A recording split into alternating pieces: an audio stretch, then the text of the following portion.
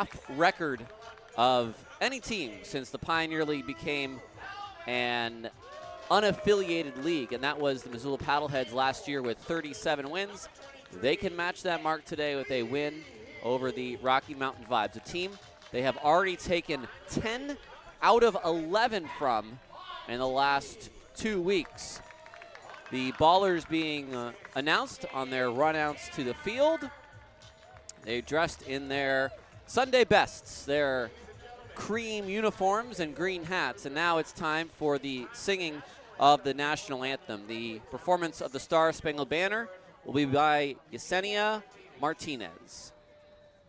Oh, say, can you see by the dawn's early light what so proudly we held at the twilight's last gleaming, whose broad stripes and bright stars through the perilous fight o'er the ramparts we watched were so gallantly streaming, and the rockets reckless, the bombs bursting in air, gave proof through the night that our flag was still there. Oh, say, does that star-spangled banner yet wave o'er the land of the free and the home of the brave?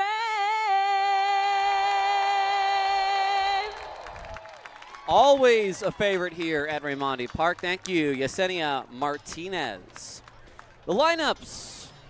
First, for the Rocky Mountain Vibes, Carter Booth, the center fielder, will lead things off for Rocky Mountain, followed by Tristan Garcia. The second baseman hits second. Gary Laura at first, bats third. Dane Toplin, the third baseman, hits fourth.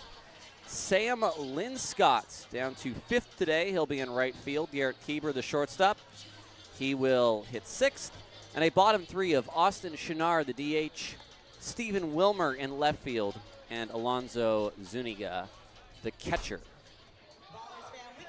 On the mound for Oakland is the right-hander Gabe Tanner.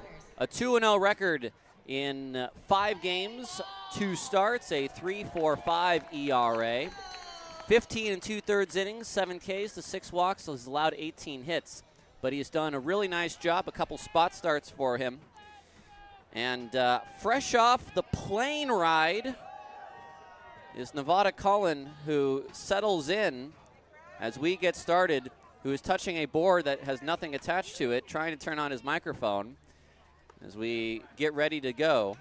The defense for Oakland, Helmick in left, Druick in center, Santos in right, Leahy at third, Cobb at short, Harris at second, Almanza at first, and Monteith behind the plate. Oh, is today the day, Tyler? Today is the day, it appears. All How right. are you?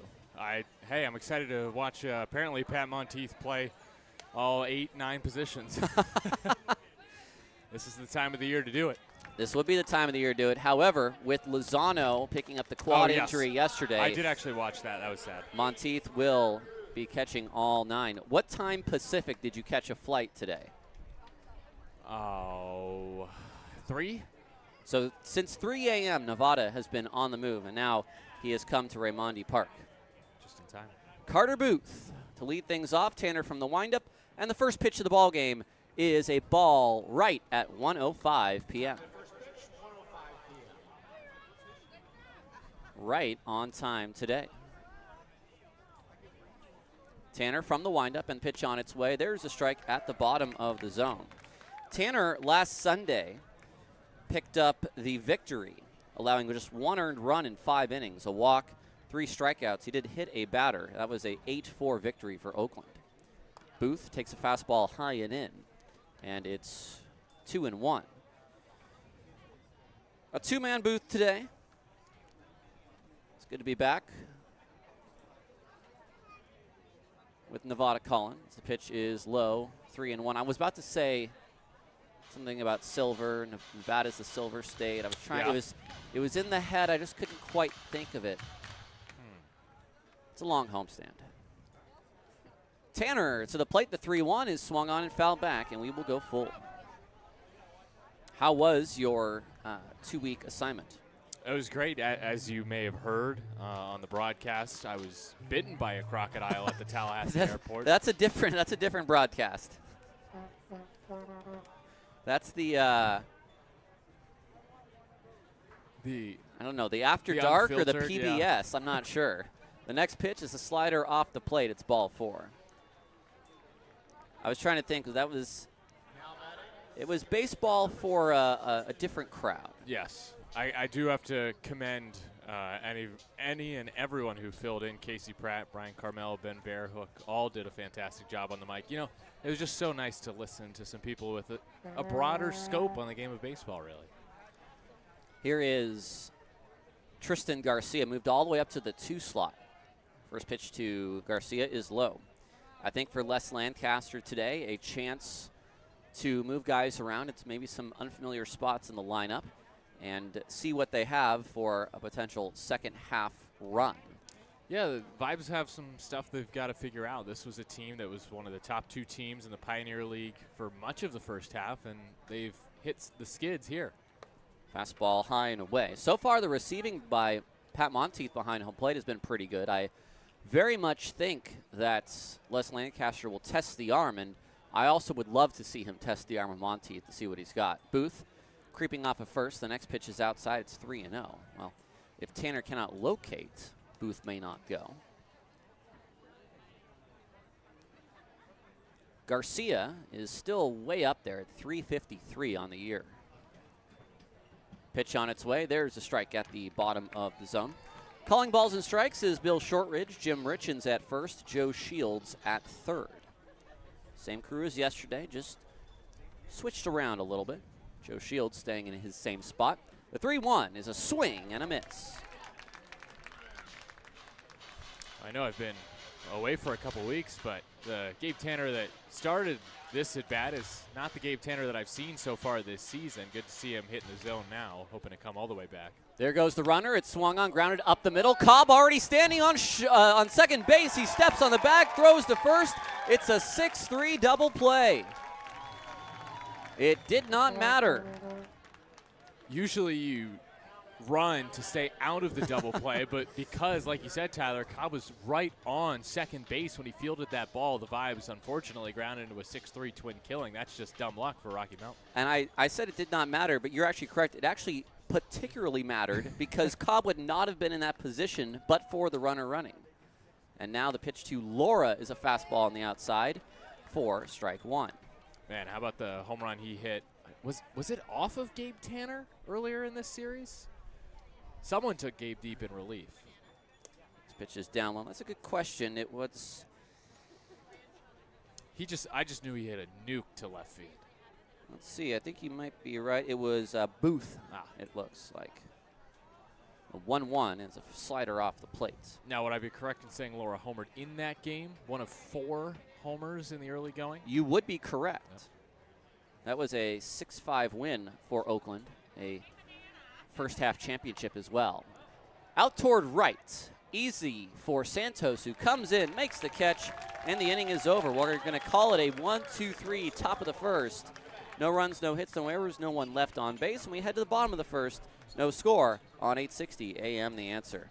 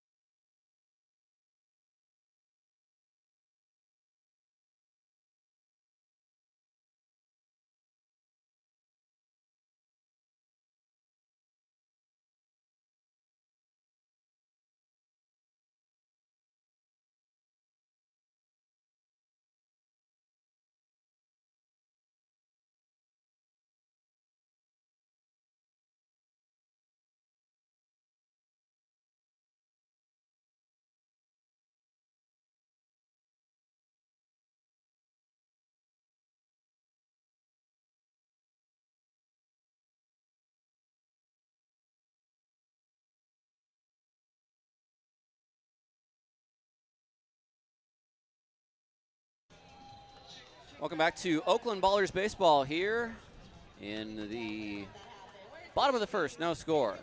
And for your Ballers lineup, here's Nevada Cullen. Well, leading it off, it's Tremaine Cobb Jr., the shortstop. Isai Santos, the right fielder, bat second. Davis Druick, the center fielder, back into the lineup yesterday and hit a home run. Go figure. Daniel Harris, the fourth, the second baseman, cleans up. Christian Almanza, the first baseman, bats fifth. Cam Buford, DH in the sixth spot. Lou Helmick, the left fielder, bats seventh. Nick Leahy on a tear, the third baseman, bats eighth. Pat Monteith is the catcher, batting ninth. Evan Kowalski on the mound once again. He made his first start on Tuesday. Oakland won that game on the year, 6.75 ERA, no record. He does have a save, 14 2/3 innings, 14 Ks to 7 walks. Batters are hitting .323 against him. Cobb at .358, 17 extra base hits on the year and 25 driven in. First pitch on its way is in the dirt low, ball one. Cobb, what do you want out of a leadoff man? You want a guy that leads the team in runs and in hits. So 50 runs in 43 games and 69 hits in 43 games. Next pitch, fastball, a touch low as well. 89 by Kowalski, just below the zone. It's 2-0. The windup by Kowalski. And now the pitch is a high chopper down the third base line, but foul. Well, Nevada, you may have got to have all the fun with Dylan Tatum. But we have got to have all the fun with the shutouts and the Nick Leahy experience. Oh, the Nick Leahy. I got a bit of – no, I don't think I even got the taste of Nick Leahy because that 3-homer game was at Rocky Mountain. 2-1 is out of play. 2-2 to Cobb leading things But off. look, I've been saying it ever since I watched him take BP. He's got sneaky pop. And that pop's not so sneaky anymore. He's hitting bombs left and right. 6 now for the club. From the windup, Kowalski throws and Cobb fouls it out of play. And I talked to Sully about those shutouts. Those were just overdue for this team, a team that was the best pitching staff in the league in this first half. They were due for a shutout or two. How about 3 now, all coming in the last 2 weeks. 6-0, 20-0, and 9-0. That'll play. That will play. Another 2-2 from Kowalski out of his windup, and Cobb sends us to right. Got some carry, but the right fielder, Lynn Scott, is there, and he'll make the catch. 1 away in the bottom of the first. That'll bring up Santos, the right fielder. Isai yesterday still struggling, although he did pick up 2 hits and 2 walks. That's more like Isai, especially with those free passes. Single, double, and the 2 walks. First pitch is a fastball just off the plates. That does bring the average up slightly to 231. Kowalski to the plate, and Santos rips that to right in his Linscott. He's got to play it on a hop. It's a 2-out single. And for that time, Isai just waited back, saw 90 at the bottom of the zone, and sent it into right field. Yeah, I think when you're looking at that second half, all right, what are the Ballers, what can they work on? Well, there's definitely some players who will want to, up their game offensively, and Isai Santos, certainly one of them. Obviously, you said it, reached 4 times yesterday and opens his game today with a hit. Here's Davis Druick. Good to have Davis back. A home run yesterday. Swing and a foul back to the screen. It's 0-1. Reminiscent of his first homer as a Baller as well, going opposite field to the left. And, I mean, he just hits the ball really well to all fields, and that's what makes him such a dangerous hitter. He leans back and wants to send those balls the other way. Pitch on its way. Just a touch outside. It's 1-1. I want to say his 2 home runs in Glacier were both either left field or left center. Well, left center for sure on that one that smacked the P on the video board. So hopefully he'll knock out the A next. That'll be coming up on Tuesday. Druick, swing, foul ball. It's 1-2. Oh, there's Casey Pratt. Casey Pratt selling hot dogs. Yep. Forgot that was happening. Nothing better to do. Casey Pratt. 1-2 the count. I thought he was supposed to do that yesterday. Kowalski from the stretch. The pitch on its way is just outside. Davis Druick, good to have him back. I think I want to kind of start reflecting here. This is the final game of the first half. We finally reached the halfway point of the season, and you can ask like why the Ballers won the first half title. Well, Druick has a lot to do with it offensively. 2-2 from Kowalski. The pitch. Druick swings and fouls it away. One thing we brought up yesterday on that note is the fact that when you're putting a team together, you can kind of say, okay, these are the guys that are going to hit 3-4. We knew Almanza was going to hit. Yep. We knew Harris was going to hit. We really hoped Cobb was going to hit, and he's certainly figured it out. Cam was a home run king. Druick we didn't know about. And for the fact that Davis is pretty much the best hitter on the team, you take a lineup that you thought was maybe 4 deep, and all of a sudden it's 5 deep or 6 deep. Yep. 2-2. Setting up outside is Zuniga. And the pitch. Swung on and missed. Fastball right down the heart of the plate. And Kowalski wins that battle at 89.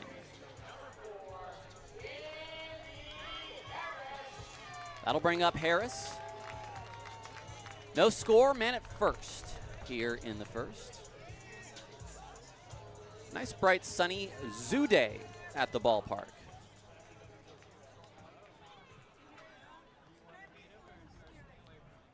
A beautiful 67-degree afternoon in Oakland. First pitch to Harris is swung on and fouled back. Boy, is it good to be back in the Bay. Of what temperatures did you have in your most recent trip? It's like it's always in the 90s in Florida in the summer, and then it's humid. It's just a horrible pair. When is hurricane season? It really stretches through the fall, like August, September is when it gets, I feel like it's worse. Mostly August. Okay. Harris fouls it back. Sometimes even October. Now remind me, it's just a matter of what ocean it comes from. A hurricane is Atlantic, a cyclone is the Indian Ocean, and a typhoon is the Pacific Ocean? That's as far as I know. Okay. All I know are hurricanes, so. A typhoon sounds like the most dangerous of them all, but I think they're the exact same thing. The 0-2. Ground ball up the middle, and it's going to sneak through into center field. Danny Harris, a 2-out single. That puts 2 on with 2 out. Danny's just been raking. I mean, I know that long hit streak came to an end, but man, what a half he has had. He is exactly who the Ballers hoped he would be. Here is Almanza, 308, 13 and 52. 80 more at bats than Dylan Tatum, who's hitting 396, 13 and 49. Kowalski looks at second, and his first pitch to Almanza is taken off the plate. Sometimes it just looks like Almanza leans and throws the wrist at pitches on 350-foot home runs. He's a very, very strong young man.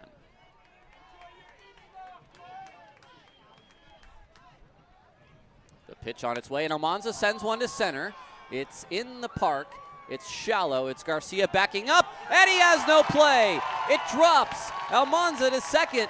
That's a double. I don't know that Garcia ever was properly under that baseball. No, it always felt like he was miles from it, and Almanza just dumps it into right center field for a double. And that's what, 53 now in the RBI count? Yes. Here is Buford. So 1-0 Oakland. Harris to third. And as an infielder, you're always going to feel like you're second best to any ball, even if you're the only one who has a play on it because you're backing up. Here's Buford. First pitch is a strike. Kowalski opting for the windup here with the runner at third.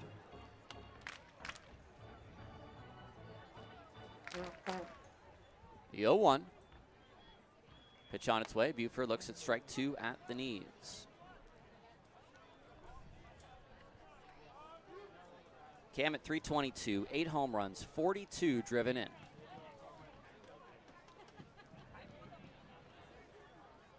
The 0-2 to Buford is in the dirt. Harris, very aggressive off of third, but he gets back. That was a good stop right there. Both Jones and Zuniga have really looked good behind home plate in the time that we have seen them back there. Yes. It's definitely been tough work for them, though, in these 14 games against Oakland with a lot of wild pitches. 1-2, that fastball is just a touch low.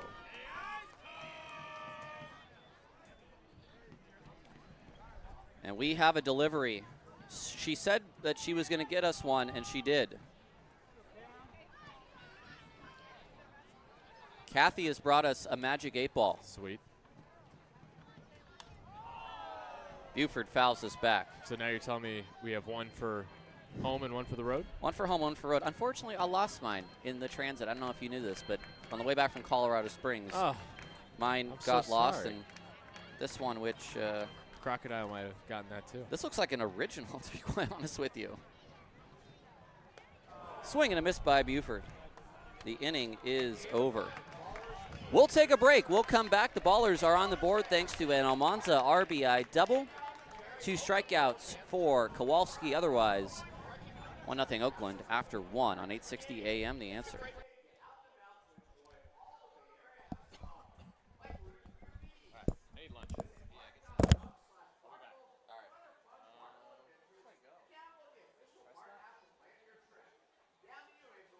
Check out the farmer's market while it's still going.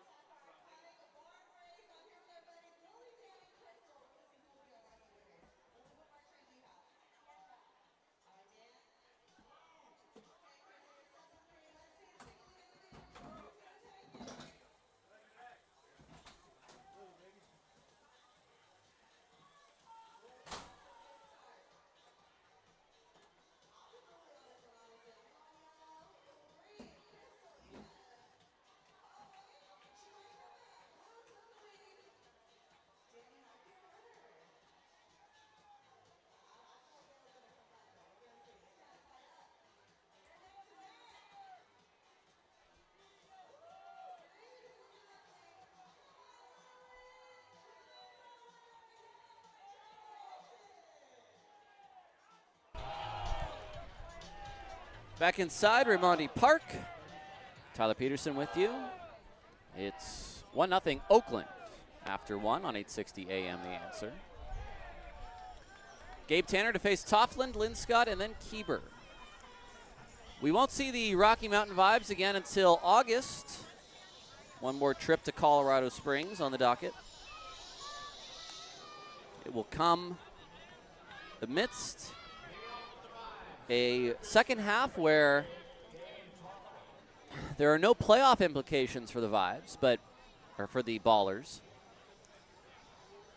But I suppose if you want to look into it, the best overall record still has some impact on potential home field advantage. First pitch to Tofflin is inside. Or it may not. I'm not sure. All I know is if you ask me, do I want the best record in the league, I would say yes, you do. 1-0 on its way. Fastball. There's a called strike.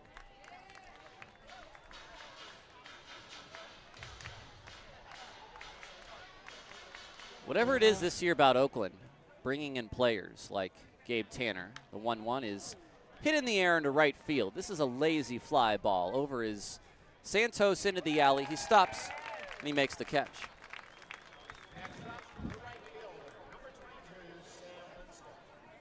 There's one away.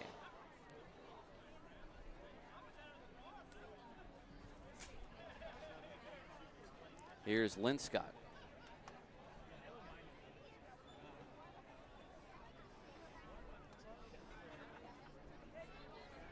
First pitch, a touch inside. Whatever it is about Oakland bringing in pitchers this year, whether it's Tanner or Milliken, guys like that, it doesn't seem to matter what their previous experience level was, how well they did. When they step on this field with these players, they are dominant. 1-1. And now this pitch is low, 2-1. And the reason I say that is Noah Milliken in college this year had a ERA of 6 in his first year ever starting. Now it's down and away. It's 3-1 at the University of Pennsylvania. Or excuse me, that's ball 4.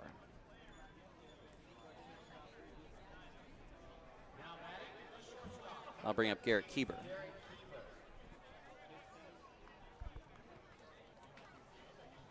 And now Milliken with Oakland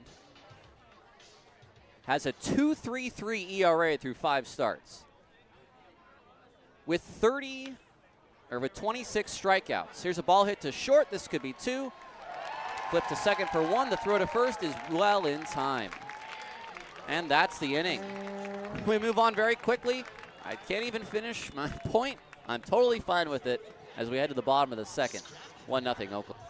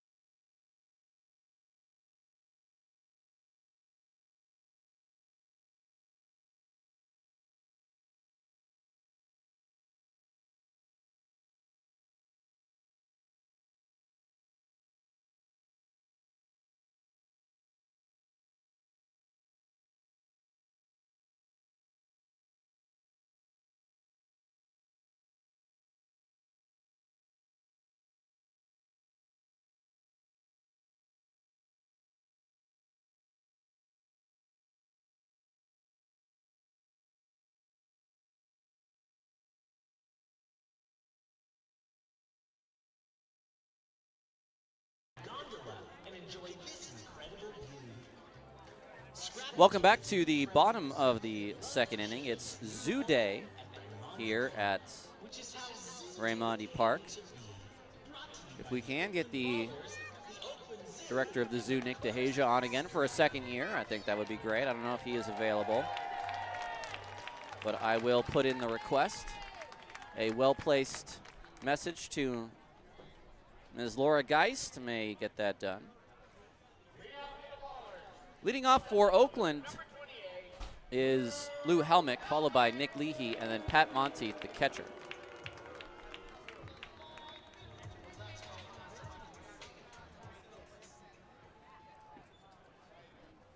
First pitch on its way from Kowalski is a ground ball back to Kowalski. He runs over to underhand the ball to first, and it's in plenty of time for out number 1. I'm going to bring up Leahy.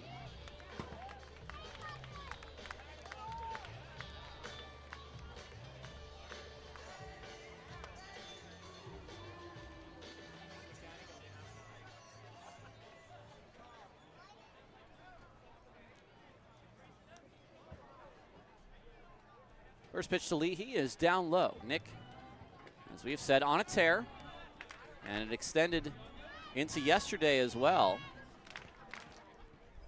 3 RBI, single and a double yesterday. Next pitch is outside, 2-0. Leahy is now batting .301. 6 home runs, 22 RBI. You cannot take him out of the lineup right now. Ground ball up the middle, it's through, and you cannot take him out of the lineup right now. That's a single. He is just hitting the ball all over the place.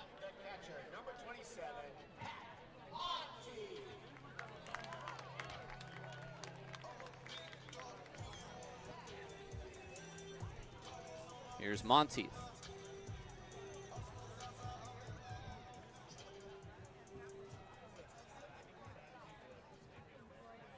Some crazy scores from the league's final day of the first half. We'll run through some of them with you. First pitch to Pat is a high drive to right center, somewhat shallow. Who's going to get there? How about no one? And that's a single for Monteith. Listen, Pat will take him any way he can right now. And listen, you get some of those to fall, all of a sudden, that's going to spell some good news for a hot streak. Pat came in today hitting .215 and now has his 18th hit of the year. Top of the order for Cobb. First and second. One away here in the second. 1-0 Oakland. First pitch. Kowalski throws a strike on the slider. Cobb flied out to right field in his first at bat.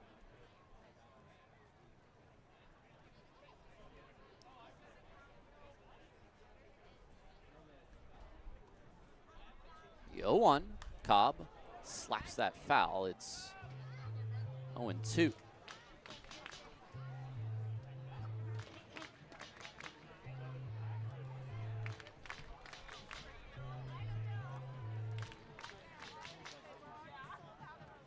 Kowalski comes set, looks at second, and now throws to the plate. It's a ground ball to short. This could be 2. Keeper to Garcia for 1, and the throw to first is in time.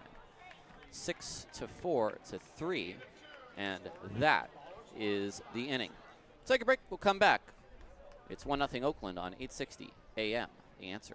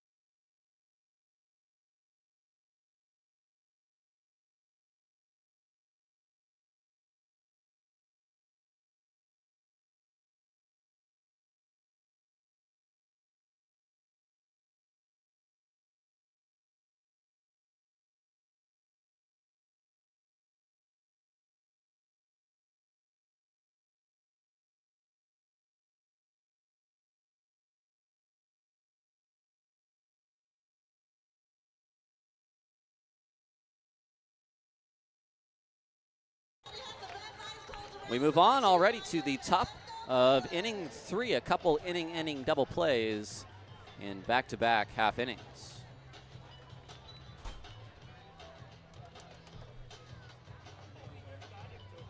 So far, so good for Gabe Tanner. Chenard, Wilmer, and Zuniga.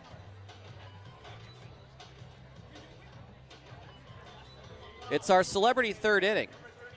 And I do believe this is the first time this year that we have had a return to the celebrity third inning.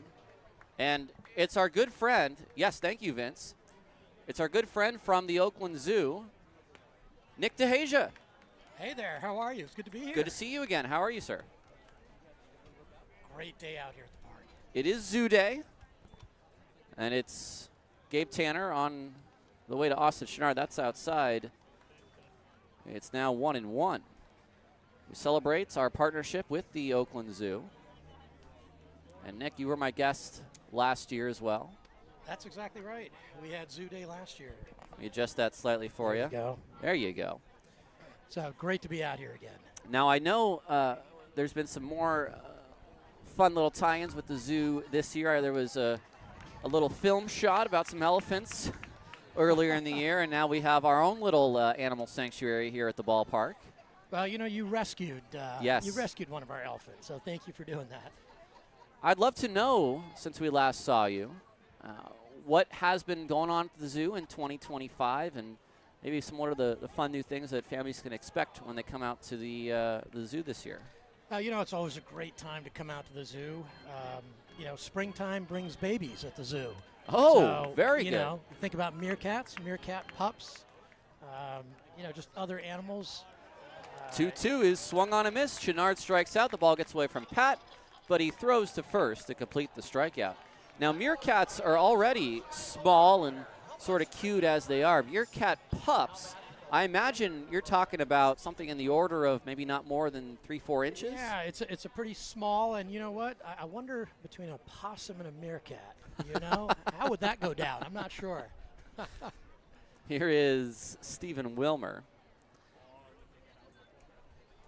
First pitch to Wilmer is a ball outside. Well, let's just say all the animals get along. Yes. It's a great time to be out. Yes. We're getting prepped for our Glowfari in Yep. the wintertime. Tell me more about that. Well, that's, larger-than-life lanterns. It's our 6th season coming up, starting in mid-November through January. It's a great time to be out with your family out at the zoo in the evening. The animals aren't there, but you see some incredible lanterns, larger than life. Here's a ball hit to left field. It's got a little bit of carry. Helmick is back at the track, and he makes the catch with his back up against the wall, 2 away. Now, I don't know if you remember, but I did tell you what has always been my favorite animal at the Oakland Zoo. It always has been the sun bear. Sun bear has always been my favorite. I remember you telling me last year that your office, I think, overlooked the Gibbon Island, if that was correct, or was very close to. Close to. Okay. Close to. I wish I could look at them every day. But it's a great animal, the sun bear. And, that's the good part about the zoo. A lot of different animals to come out and enjoy. You could be a bear. It could be a grizzly bear. It could be a sun bear. But you know what? It could be a meerkat. It could be some of the birds that we have. So there's a lot of choice. We've got tortoises, obviously giraffes. 2 outs, a foul ball by Zuniga. It's now 2-1 to him. Bases are empty. It's a 1-0 game here in the top of inning 3. This is the 9th batter that Gabe Tanner has faced. And we have 2 outs in the bottom of the 3rd. We're speaking with Nick DeHasia, who is CEO? That's CEO of the Oakland Zoo. Yeah. Well, you know what? In coming to the zoo. Pitch is popped up. It's out of play. That's 2 strikes on the beer batter. Coming to the zoo is like coming to the Ballers game. It's, Yeah. It's about family. It's about friends. It's about a great day out, outside. And that's what the zoo is. And that's the beautiful connection we have with the Ballers. It starts with community. Tanner to the plate. Zuniga swings and just gets a piece of it. The fans very adamant about purchasing a $5 beer. Now, I might ask you, are you a gentleman who does prefer a adult beverage from time to time? I do. Listen, your beers here at the ballpark are great. And now they're going to be $5 as the ball gets away from Pat Monteith. Zuniga's going to reach first, but that's still a strikeout.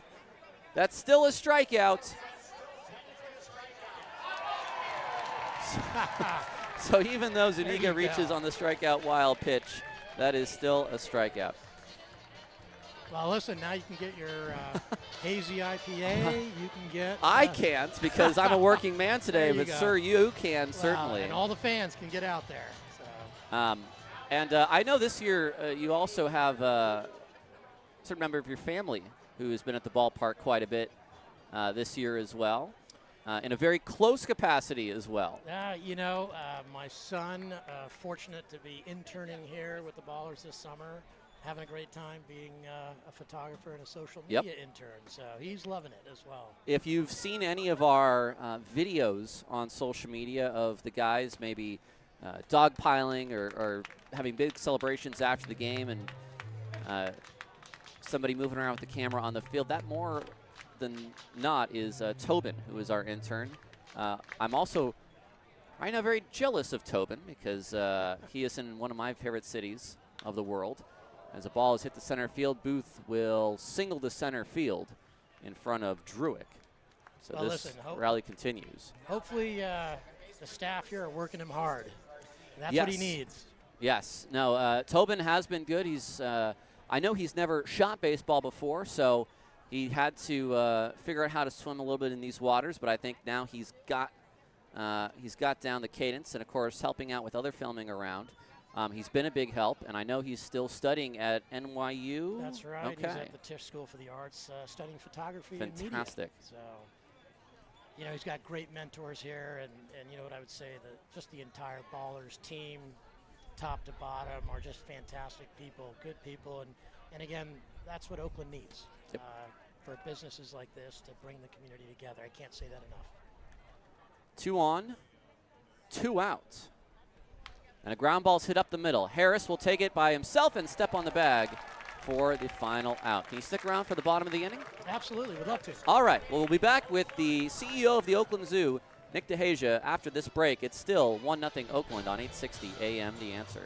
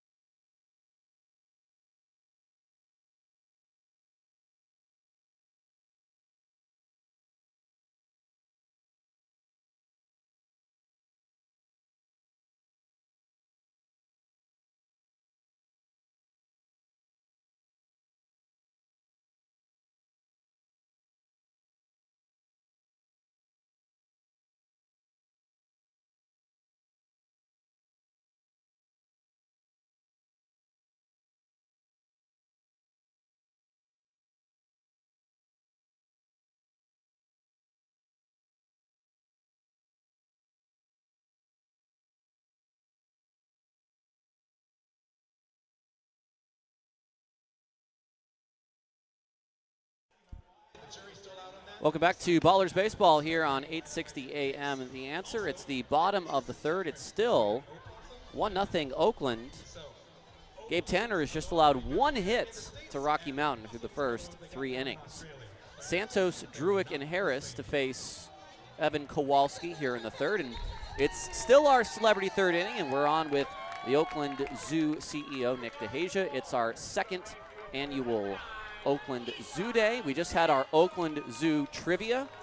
And without asking the same question that was just asked there, Nick, is there any particular piece of maybe interesting animal trivia that you find particularly interesting? Because I know interesting things about otters and, you know, what they do with the rock to crush the clam, but is there any little favorite thing that you have for any animal? You know, there are a lot of them.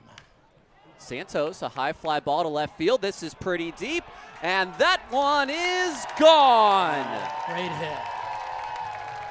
And he is heating up. 2 hits yesterday, 2 hits today. A home run for Isai Santos. That's his 3rd big fly of the year. Made it look so easy, too.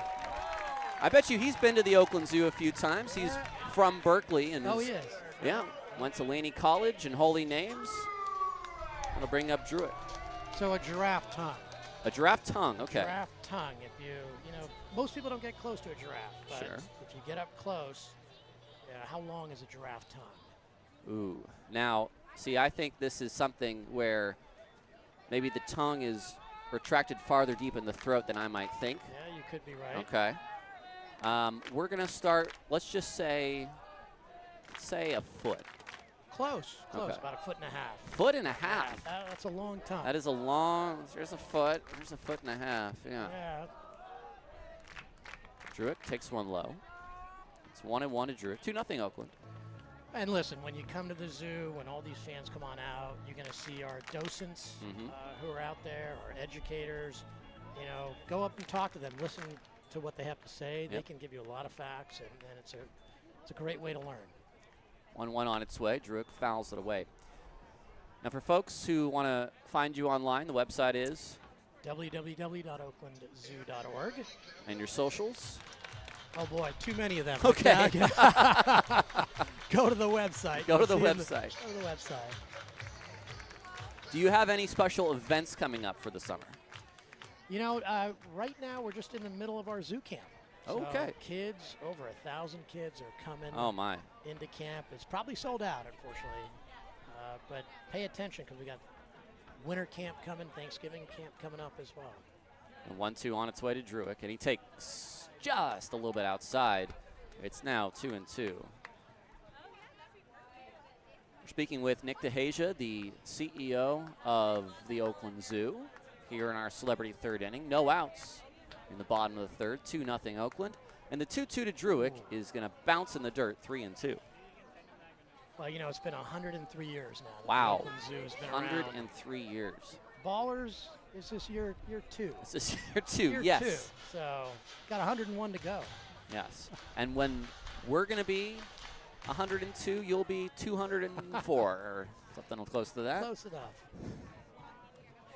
The 3-2 to Druick. He swings the ground ball to first. That's a fair ball. It's picked up by Laura. He's got to win the race to the bag, and he just does. Well, I got to say, the Oakland Ballers have just captured the hearts of this community.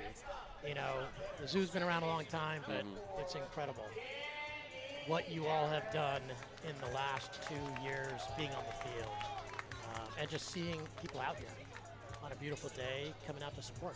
And it's been a really nice series. Of course, the Ballers have won all but one game so far in this series, and crowds well over 2,000 each night, which is a really good thing to see at this point of the season. And of course, a lot of people came out to see Oakland on this playoff run. They've clinched playoffs and now have the rest of the year to focus maybe more on development of these young players. Of course, they're going to want that best overall record, so they're going to be going for that as well in these final 48 games after today. The 1-0 to Harris is a fastball. I do want to ask you about maybe some less appreciated animals or maybe some misunderstood ones.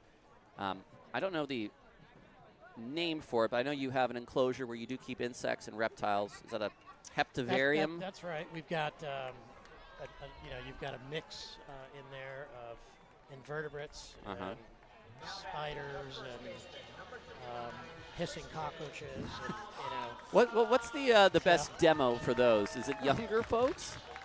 Do the kids like them, or they run away? Listen, when you come to the zoo, it doesn't matter how old you are. We all turn into kids and have a good time. So, and that's the joy of being out at the zoo. Yes. Certainly kids are running around everywhere, but everybody has a great time. That is good.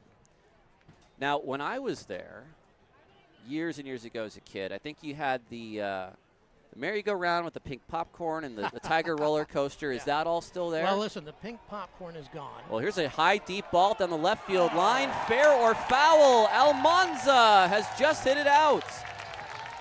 2 home runs for Nick on the broadcast. I think I got to come back next year for this. Huh? Oh, you got to come back maybe every next year. game. Maybe next game. That's a home run for Almanza. 14 for the big man, and that now gives him sole possession of the team lead. He went right down the line, 325 feet. It's 3-0. Boy, this team looks like they're having fun. The Ballers have been having a great time. You know, it's funny. I've talked to a number of the members of this team unprompted, where they've all said, 3 different backgrounds as well: affiliate, non-affiliate, big college, non-affiliate, small college. And they've all said the same thing. I've never had more fun on a baseball field. Well, something's going right. Pitch to Buford is a strike. It's And, when you're having fun and when you're winning, cures a lot of things. Yep. So. But, and it's not just baseball, right? This is supporting Oakland. Yep. We need this. We are all part of that same community. Yeah. And it's good to see great partners like the zoo and the Ballers come together for days like this. And Buford hits one down the line. That might go. It does. Wow. 3 home runs for Nick DeHasia on the mic. Look at that. Look at that. Were we just talking about having fun, things coming together? Everybody's having fun today. Well, maybe not the Vibes fans, sorry to say. But Oakland, everyone in Oakland is having fun today. That's the first time this year that Oakland ball players have hit back-to-back home runs. Look at that. Now, only once last year did hitters hit back-to-back-to-back home runs. And now here's Lou Helmick. First pitch is high. Now, I don't know how to say zoo in German. Lou is our German baseball player. That's a good, we need to ask him. I do know that animal is Tier, T-I-E-R. Okay. Next well, you got me there, so I think we need to bring Lou out to the zoo. Haustier would be a pet, a house animal, if you will. 2-0. Kowalski from the windup, and the pitch to Helmick is a strike. 2-1. We're still with Nick DeHasia, CEO of the Oakland Zoo, here on our celebrity third inning. And he's gotten us 3 runs. Three runs, right? I think you're solidly in second place of all guests on run scoring this year. Swung on and hit down the line. Paul got 5 runs yesterday to tie with Arlo, Brian's son, at the top of the charts. Okay, there we go. So technically, I guess. Well, listen, we got 2 outs, right? So anything can happen still. Anything can happen still. It's 2-2 to Lou Helmick. Pitch on its way. Lou hits one to left field. Is this one going to go? It will just drop fair. It's going to one-hop the wall, and Lou Helmick has a stand-up double. And it keeps going. And it keeps going here in the third.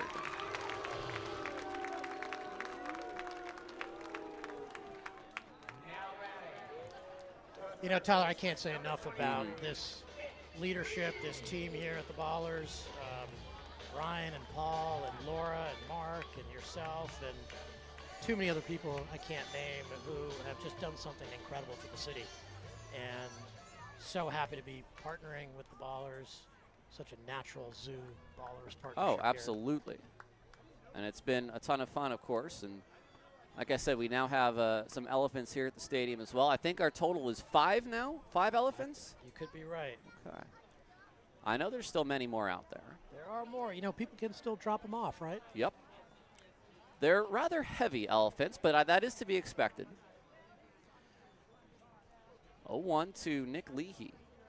Takes a strike. Well, and you know what? At today's game, we didn't talk about this yet. Yes. I'm actually, if only we were on TV, you could see my hat. I've got the special Oakland Zoo, Oakland Ballers possum hat. You got a beautiful possum right on the front.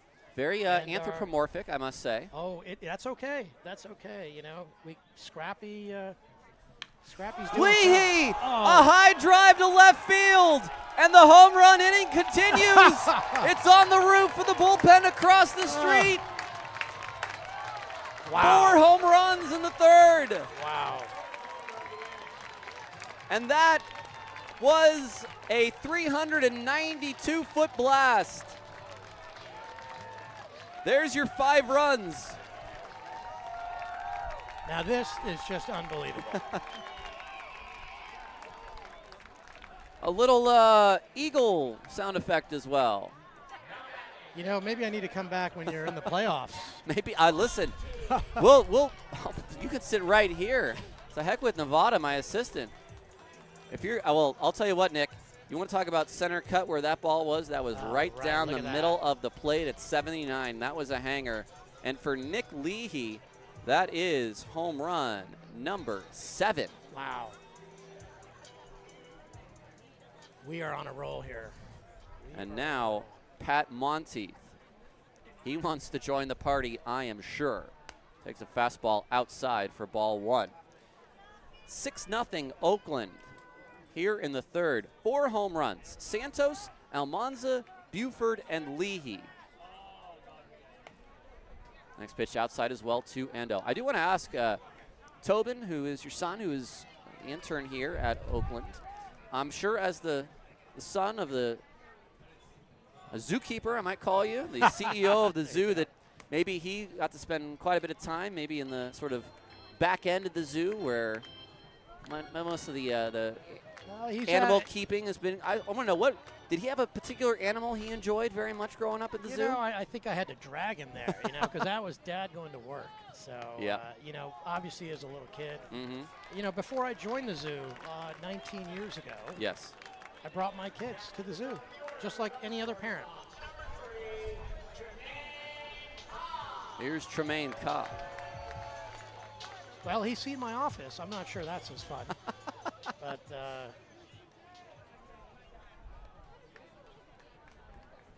we'll have to have Tobin on the broadcast and ask him that when he gets back. He loves his sports photography. That's fouled back. So I'm not sure he's quite gotten into animals right yet. But we haven't had many animals at the field. We've had horses. You have. We had horses earlier this year, I do believe, or at least last year. Maybe not this year. Definitely had horses last year. I can tell you that for sure on our Cowboy Day. The 0-1 is fouled away. It's 0-2. But we are a public park still, and we do not allow animals like dogs or any other type. We do allow service dogs, of course. Those Well, are and the of only course, types of. for your fans out there, we would never bring live animals out to the park. Obviously, a lot of our animals are rescued. Yes. Really important, coming from terrible situations, and so we're giving them a better home. Yes. What are some of the animals you've more recently rescued, and how does the sourcing process and maybe matching them with you go? How does that take place? Well, we never know when these things happen, but recently we had a spider monkey smuggled in from Mexico, ended its way up to the Oakland Zoo. Cobb fouls it out of play. But, unfortunately, this spider monkey was caught in a stolen car with a guy. He had drugs, and he had this little monkey in his jacket. Wow. Kind of a wild story, but more importantly, where this monkey is coming from, getting smuggled in through the ports around us, and we had to take him in and make sure he could get better. So, there are too many instances of people using animals for entertainment. That's not what we're about. Yes. Next pitch is outside 1-2. Was there not a story? I might be getting the wrong zoo mixed up. A young mountain lion? Well, we've rescued about 30 mountain lions Wow. now, and they're coming because of wildfires. They're coming because of vehicle traffic. Just 3 recently from Portola Valley. Wow. Mother killed on the road. Thanks to the community in Portola Valley, they identified those lions, and we were able to bring them to the zoo and take care of them. I think it's one of those things you don't really think about because we live in such a industrial society here in the Bay Area that's coyotes, mountain lions, which are, another word, pumas, are just cougars. Cougars are just naturally here with us in sort of our day-to-day life. Well, that's the inning. 5 runs, and Mr. Nick DeHasia is now solidly at the top of the standings alongside Arlo and Paul for Guest of the Year. There we go. Do I get credit for 4 home runs? You get credit for 4 home runs and 5 runs altogether. There we go. And one last time for folks who want to get involved with the zoo, how do they find you? www.oaklandzoo.org. And again, thanks to the Ballers for an incredible partnership here at Ramondi Park in West Oakland. We love it, and thank you, Tyler. And I'll say this, it's been too long for myself. I'm overdue, and I may give you a call to see if I can sneak myself in one of these days. Absolutely, anytime. All right, thank you very much. Thanks, Tyler. Appreciate it. All right, we'll take a break. We'll come back. It's 6-0 Oakland on 860 AM The Answer.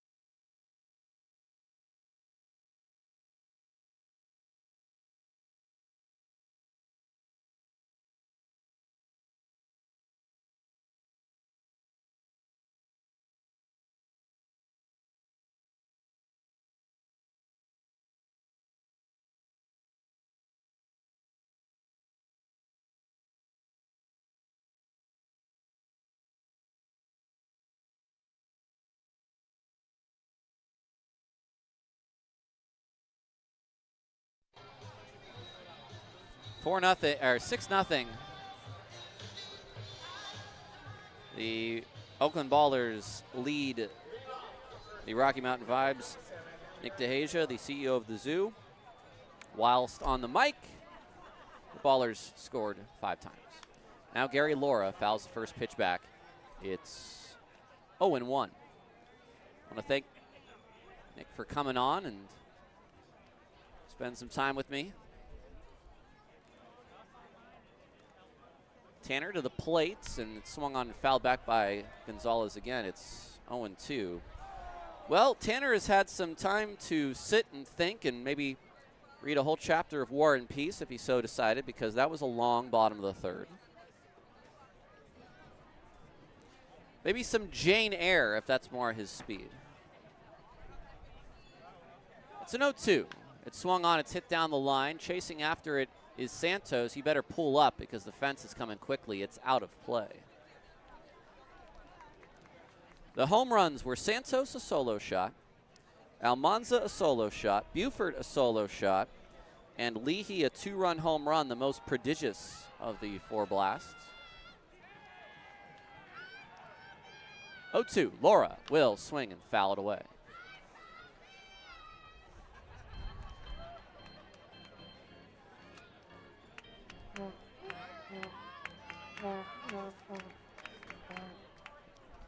Gabe back on the mound. Laura ready. From the windup. Pitch on its way. It's in the dirt. Blocked by Monteith. 1-2.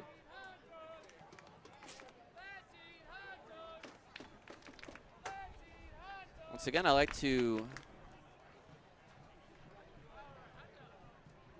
say thank you for this Magic 8 ball. It was brought today. 1-2 on its way. It's also in the dirt.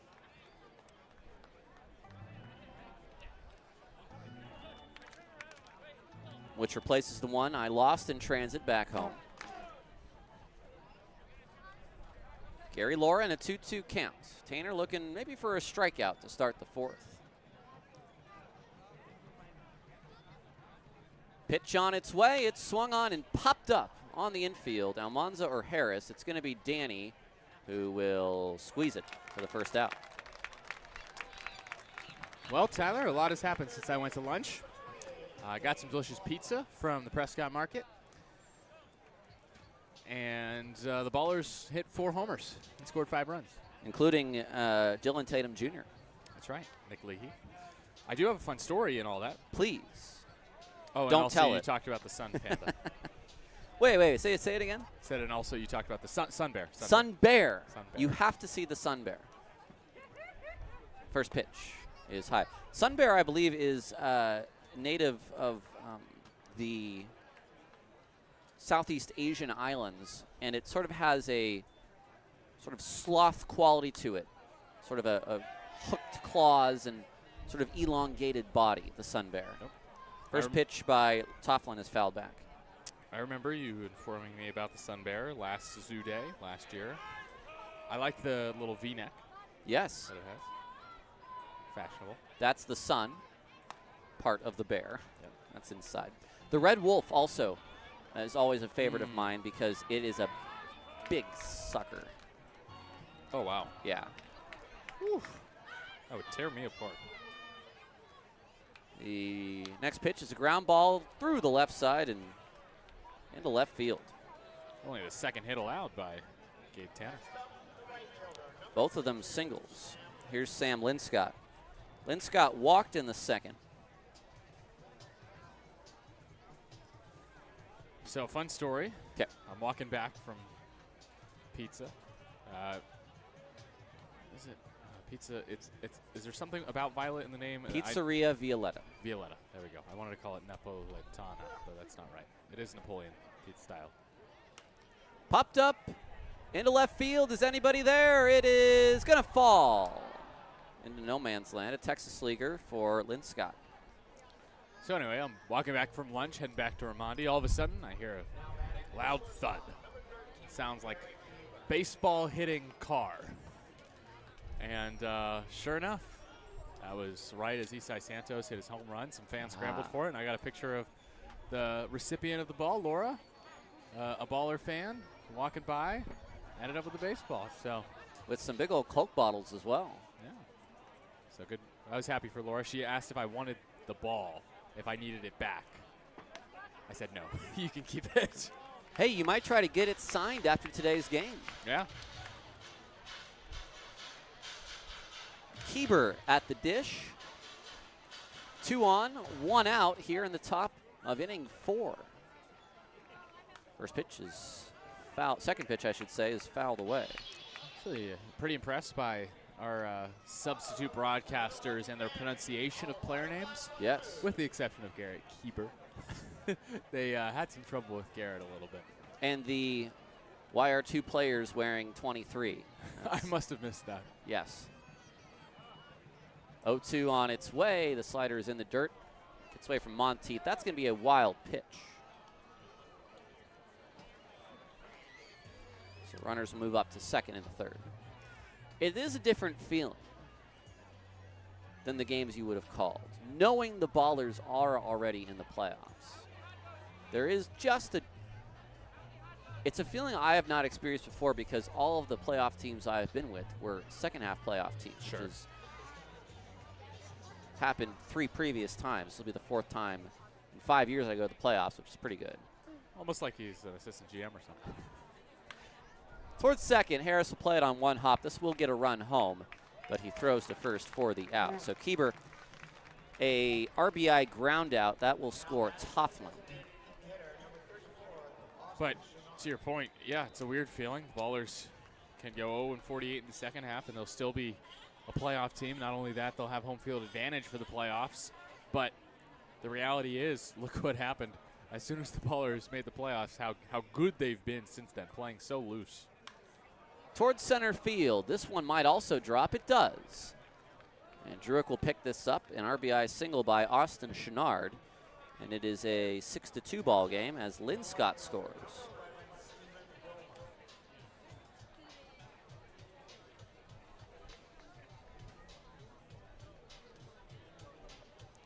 And now Stephen Wilmer. So a 2-run rally for the Rocky Mountain Vibes, 6-2 in the 4th. Now you are going to make your way back to Glacier tomorrow at a very early flight. You're going to see our good friend Scott Gladstone, and I think this time you may actually try to get out to the national park. Is that right? I have plans to. I've contacted my family that lives up in Kalispell, Lakeside specifically. I was going to say. Wilmer looks at strike 2. So have family in Kalispell. Wow. Lakeside still close, and hopefully we're able to get up to Glacier. As I look at what sticker I'm looking at, your Tamarack. Yeah, Lakeside, Montana. There you go. To center field. Druick will put it away. That's the final out of the 4th. 2 runs on 3 hits, no errors, and a man left on base. Ballers up by 4 as we head to the bottom of the 4th on 860 AM The Answer.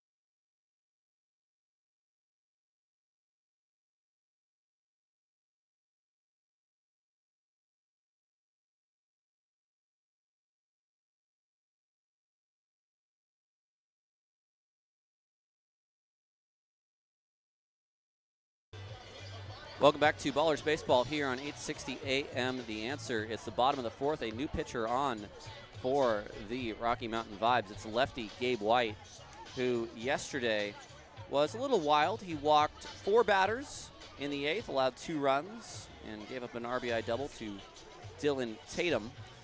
White is still one of the better pitchers on Rocky Mountain's staff. He comes in with an ERA at 5.12, an 0-1 record. 18 appearances, 31 Ks in 19 innings, but again, 22 walks in that time. As for Kowalski, 3 innings, 10 hits, 6 runs, all earned, a walk, and 3 strikeouts. Santos, then Druick, and Harris.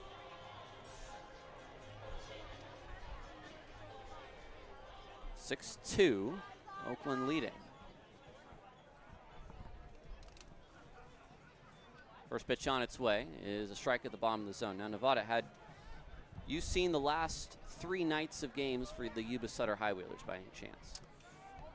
It's been, I've seen the scores. I've been tracking. Catastrophic, to say the least. Even last night, they once again blew a huge lead in the 9th to lose. Like, have all 3 games been in the 9th? No, What the are we previous talking 2 here? games were in the 8th. Oh, no. And this is, again, the 3rd best staff in the league. They have spoiled their lead so much that now they're tied with the Boise Hawks on record. Goodness. 1-2 to Isai Santos.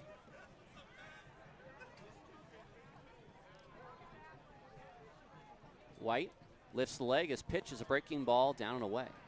I can give you some scores. The Hawks have won in Colorado Springs. The final score is 9-8, despite a 4-1 rally by the Sky Sox in the 9th. 2-2 to Santos. He half swing. Does he go? No, says Joe Shields. Or no, Joe Shields is at first. That's Jim Richens down at third.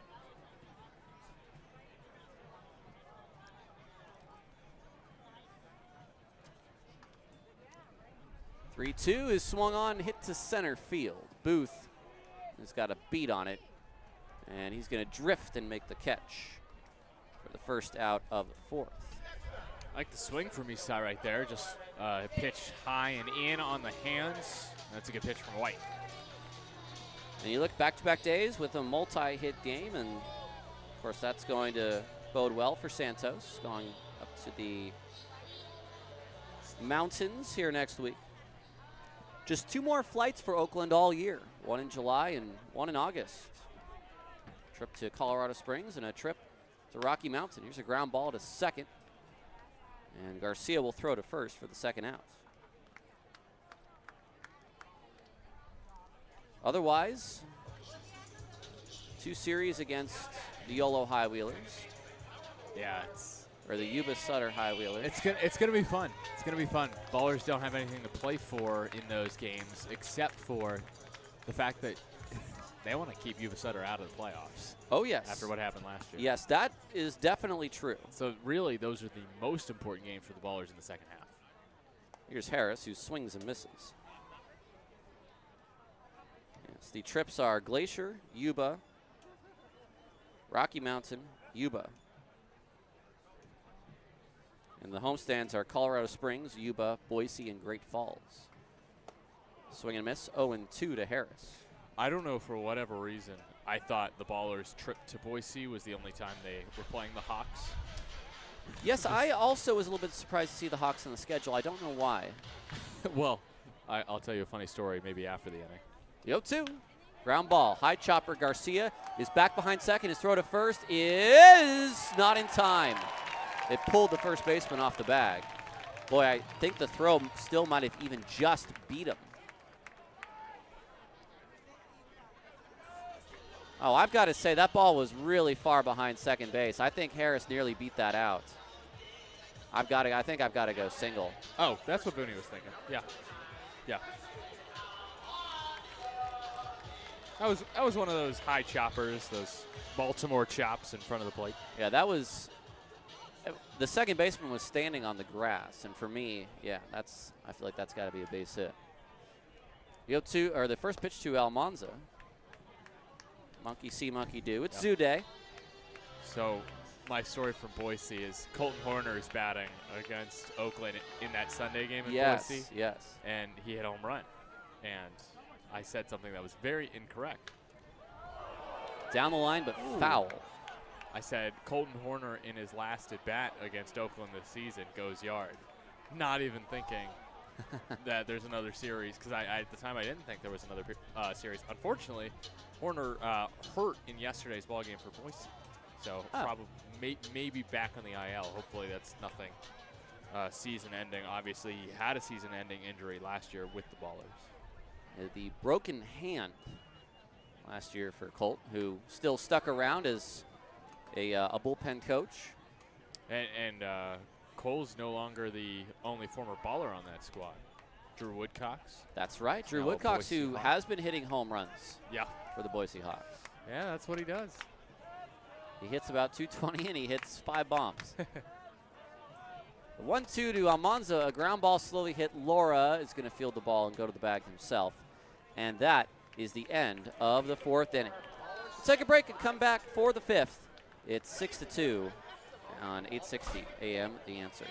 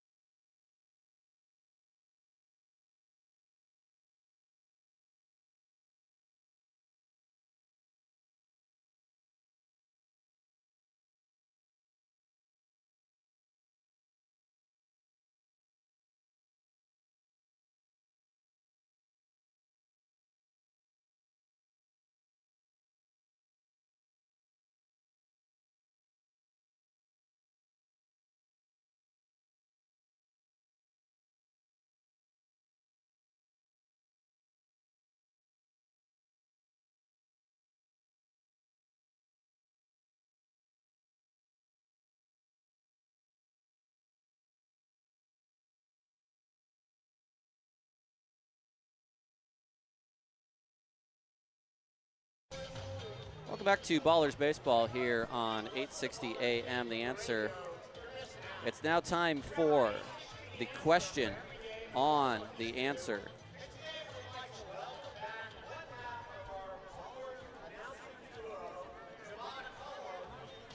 Boo. Boo.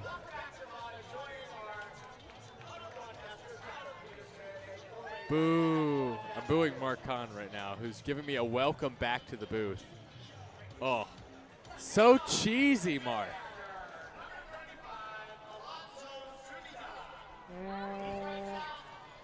Is that really necessary? Nope. So here's Tanner against Zuniga.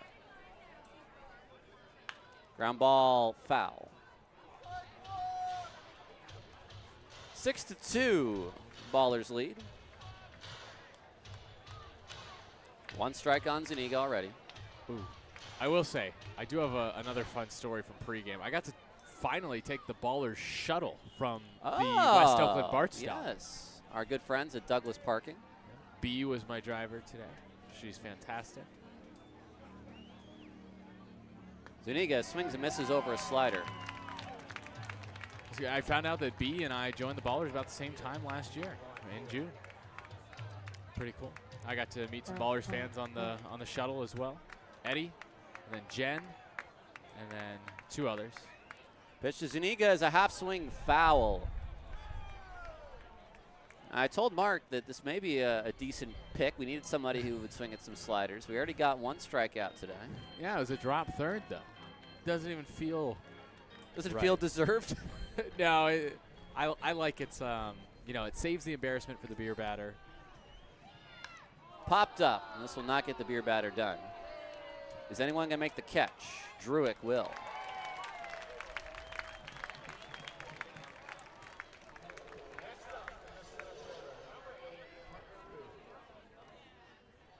Nailed it. That's a F8 here in the 5th.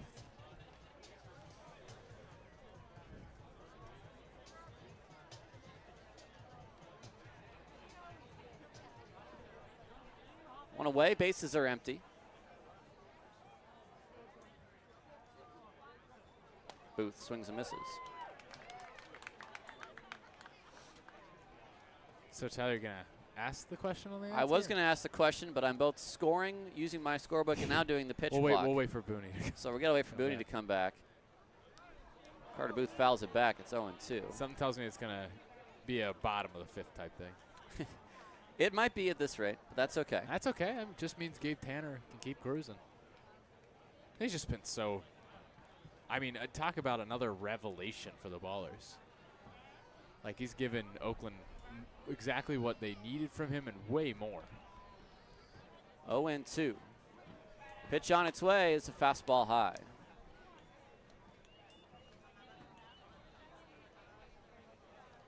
Booth today has been on base twice, a walk and a single. That sprint from Booney is not that fast. The 1-2 is low. Hey, how about big news in soccer today? Tell me. Chelsea Football Club are your Club World Cup champions. 3-0 win over PSG. Where? I don't know. Where was that game played? In the U.S. Somewhere that nobody knew about. Ground ball, Tanner will take it. He'll flip it to himself, then flip to Almanza for the second out. It was at MetLife Stadium, where World Cup games will not be held. Interesting. Because I think, who's the president now? I want to say Donnarumma. It's Infantino. Anyway, he said they're changing the schedule and not going to have any games outdoors. It's too hot. Oh, interesting. Even in New York. First pitch, swung on and missed. I think so. Of course, I think the first Brazil was the first to institute water breaks No idea. in 20. In the World Cup. Yeah, that's fouled out of play. So I don't think it predated Qatar.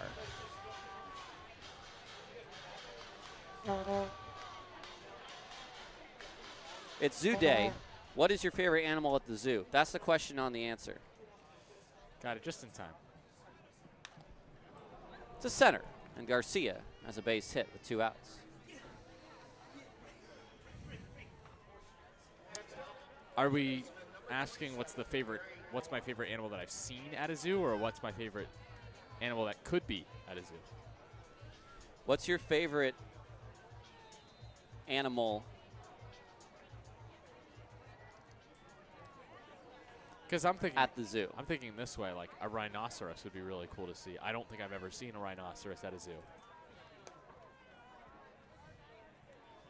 I don't have an extensive list of all the zoo animals that exist. So my imagination starts to wonder what can be considered a zoo animal. 1-0 on its way. Laura pops this up. It's going to be Trey Cobb who puts it away. Nevada, there is a request for you to wave at the dugout, so wave. Wave. There you go. All right. We'll take a break. We'll come back. The score remains 6-2 after the pop-out ends the inning. No runs, a hit, no errors, and a man left on base. We go to the bottom of inning 5 on 860 AM The Answer.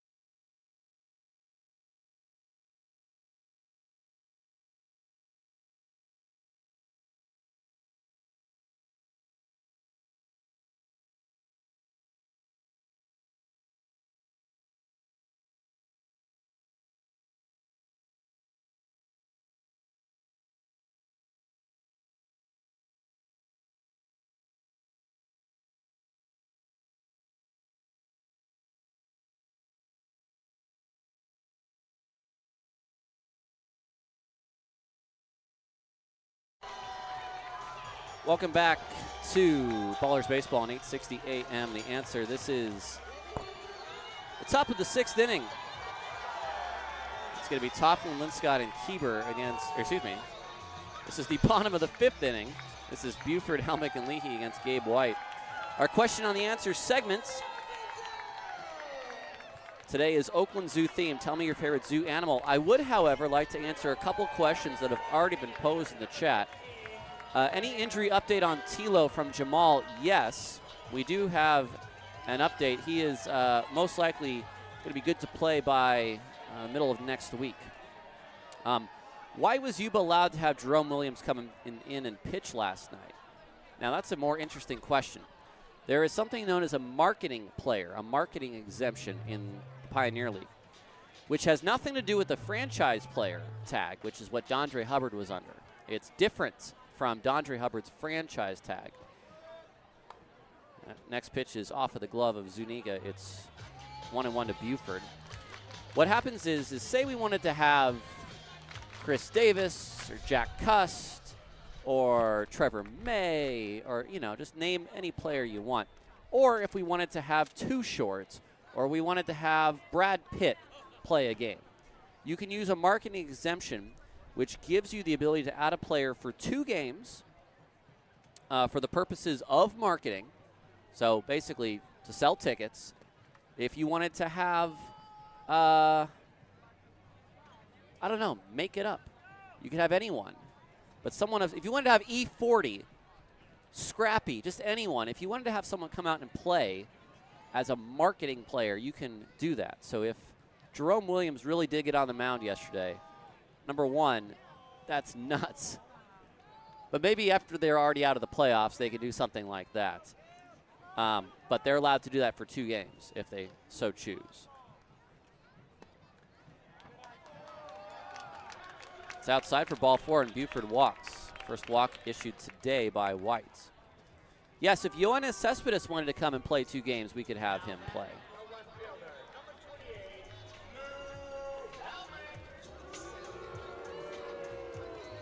Here's Lou Helmick, who doubled in his last at bat.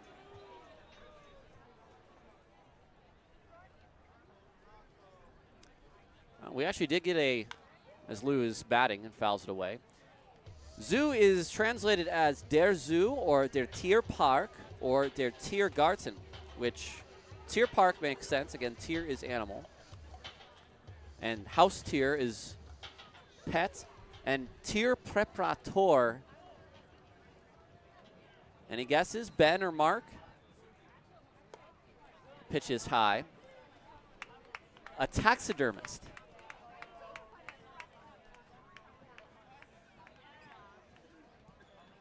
1-1 to Helmick with Buford on at first.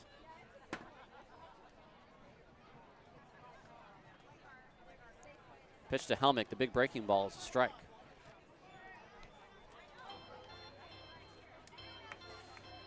So the franchise player rule allows you to have someone past the 3 years of professional experience on your team. That can be 1 player. It'll exempt them from any rules regarding eligibility as Helmick strikes out. That is for the season, which is why Ernie Yake is playing for the Vibes, which is why Dakota Connors is playing for the Boise Hawks, which is why Gio Brusa, who is 31 and has played 10 years in the minors, is playing for Yuba Sutter, and which is why Dondre Hubbard played for Oakland last year despite having played more than 3 years. You can have someone who was on your roster previous or has a tie to your organization. The marketing player is a separate, different exemption. The Ballers did not use the marketing player exemption last year. Swung on a foul back. A potential marketing player exemption this year would be perhaps if Kelsey Whitmore wanted to come out and play a game. It doesn't take up a roster spot, and she could pitch for 1 or 2 games. That's another idea. That's what you're looking for, I think, on that, Dan.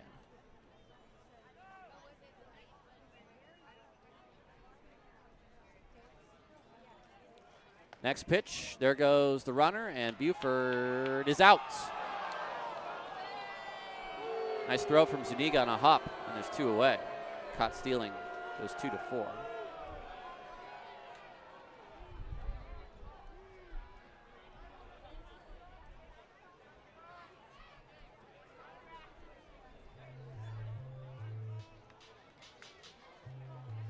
So bases are empty with 2 outs for Leahy now.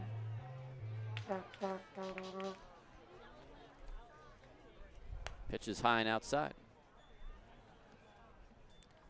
Buford walked. Helmick struck out. Buford out on the 2-4, caught stealing. And the 3-1 to Leahy. Takes strike 2.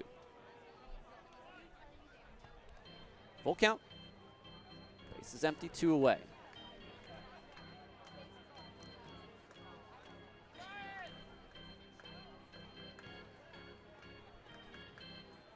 Pitch on its way. It's high and away. It's another walk. Leahy's on base for the 3rd time today. That'll bring up Pat Monteith.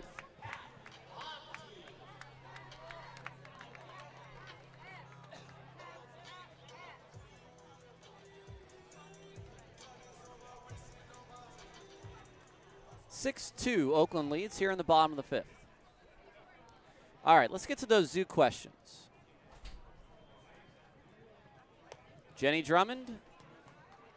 Yes, sun bear, just like me. Paul Friedman, favorite animal at the Oakland Zoo? The opossums. The 1-0, Monteith takes inside. Chad likes the red pandas at the Red River Zoo in Fargo. That's a good one. Red panda, also known as the fire fox.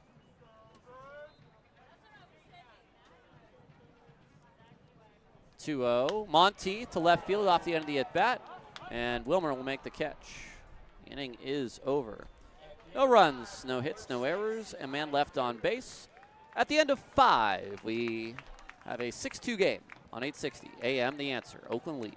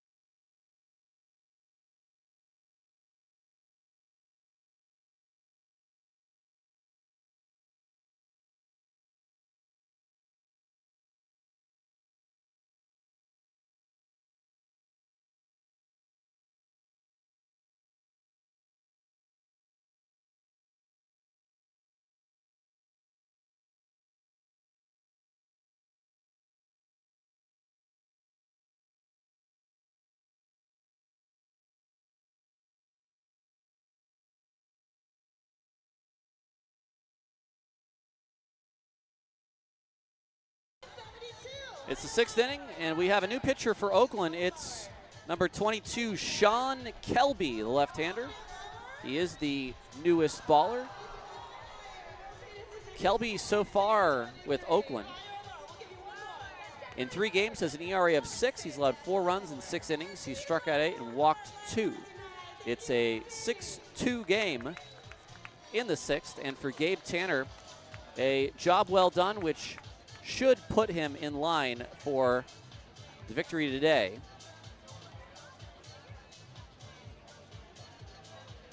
And we do have,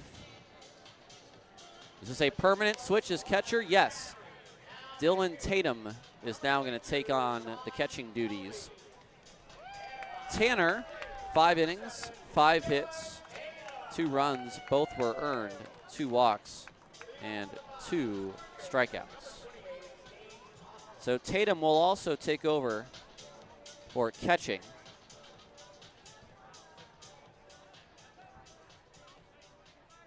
No other changes anywhere else. No, I tell a lie. Lou Helmick is out of this game. That's down low. Pat Monteith is in left field. So Tatum comes in for Helmick.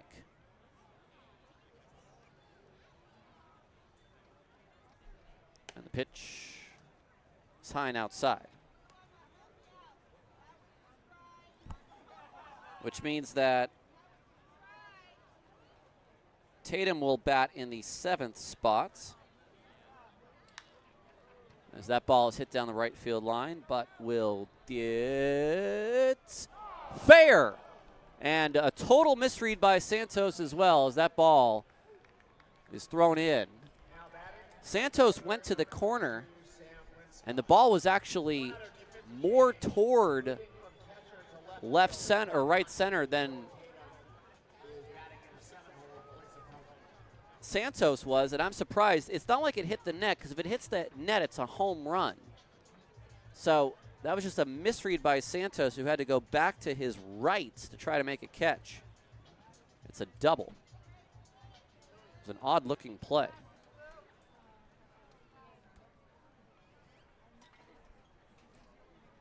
Here's Linscott.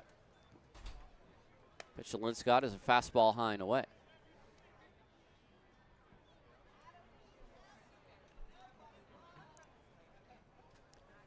The injury update on Michael O'Hara. O'Hara went on the IL 2 days ago, so he'll be out for all of next week. We do not know the severity of his injury yet.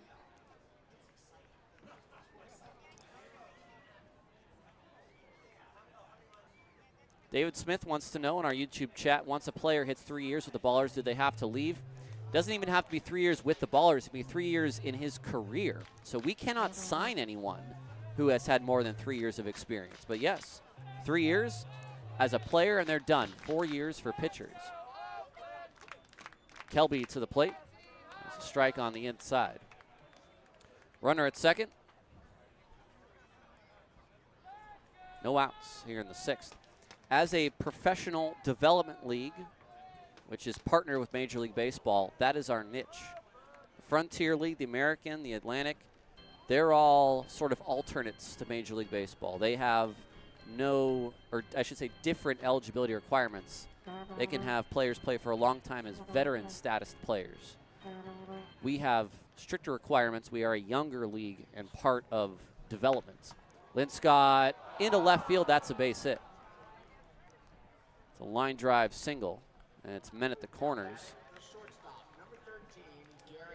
with no outs.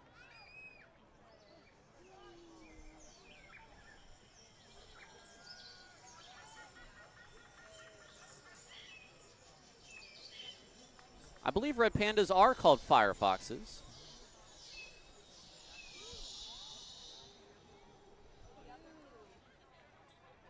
Yes, they are. It is the same animal, like the browser. Here's Keeber, men at the corners. He sends a ball to right field. Santos is there. He'll make the catch. This will be a sacrifice fly. Keeber has brought in 2 today, 1 on a sac fly and 1 on an RBI ground out. It's 6-3. Now batting the designated hitter, number 34, Austin Chenard.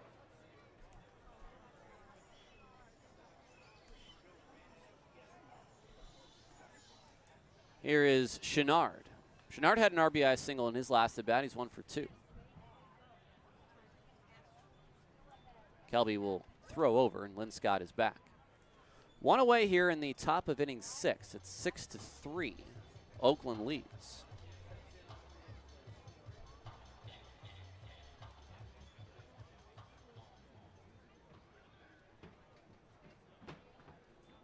Kelby to the plate, and Chenard hits a high deep drive to right center. I don't think anyone's getting to this, and it is going to one-hop the wall. Picking up the ball is Druick. His throw into second is a good one, and they're going to have to hold the runner at third, Linscott. It's the longest single of the year. It's Chenard sending a ball 360 feet to right center. It's a 3-hit inning so far for Rocky Mountain, men at the corners with 1 away. And now the potential tying run is coming to the plate.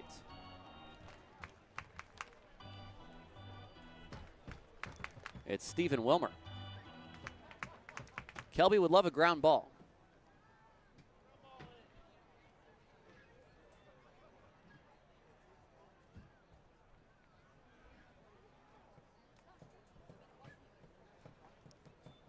Pitch on its way. Fastball is inside. Wilmer is flat out to left. He's flat out to center. Now all he needs to do is fly out to right to complete bingo. Or at least sink a carrier. This is down low. Now the carrier is 5. I think the destroyer is 3. Because the sub is definitely 2. Yeah. That's outside. It's 3-0. Now the aircraft carrier is the 5 mark. So what's 3? If I go F7, F9, and F8, what am I sinking? The 3-0 to Wilmer. High and away, it's a 4-pitch walk. That'll bring up Alonzo Zuniga. Last chance for the beer batter. Already struck out once today on the strikeout wild pitch. And that's going to bring out Jim Diedrich. And that's going to get Adam Bogosian warming in the Ballers bullpen. 6-3, but maybe not for long with 1 out.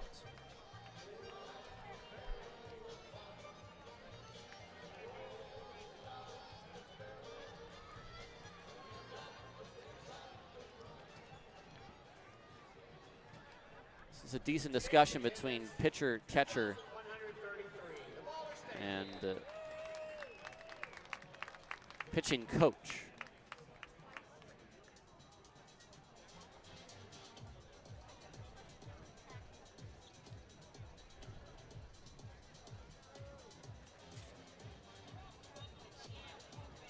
Destroyer has 3 holes. Okay, so F7, F8, and F9 would sink a Destroyer.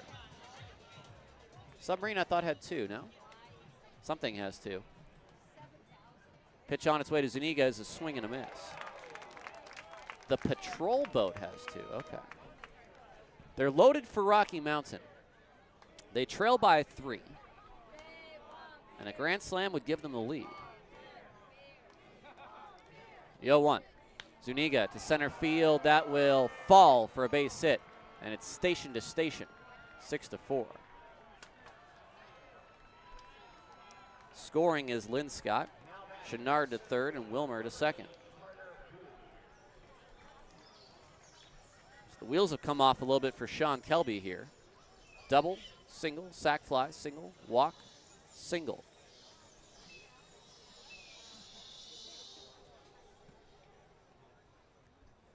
Booth today is 1 for 2. First pitch is down and in.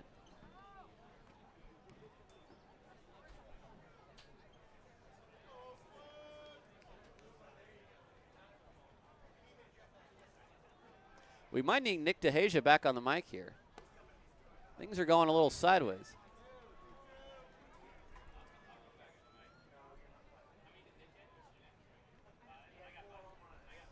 Two and 0 to Booth. Kelby is going to have to come in. He does, and it's fouled away. We're not seeing the velo today from Kelby.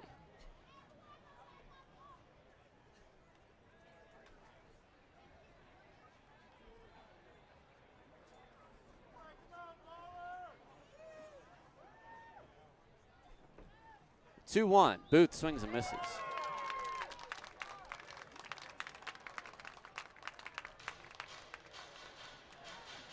Two and 2 the count.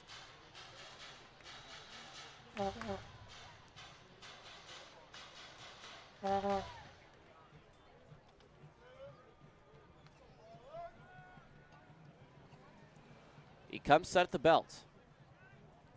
And now a 2-2 on its way, and Booth takes it in the dirt, 3 and 2.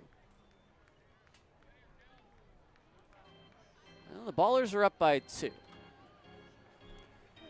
They were up by 6.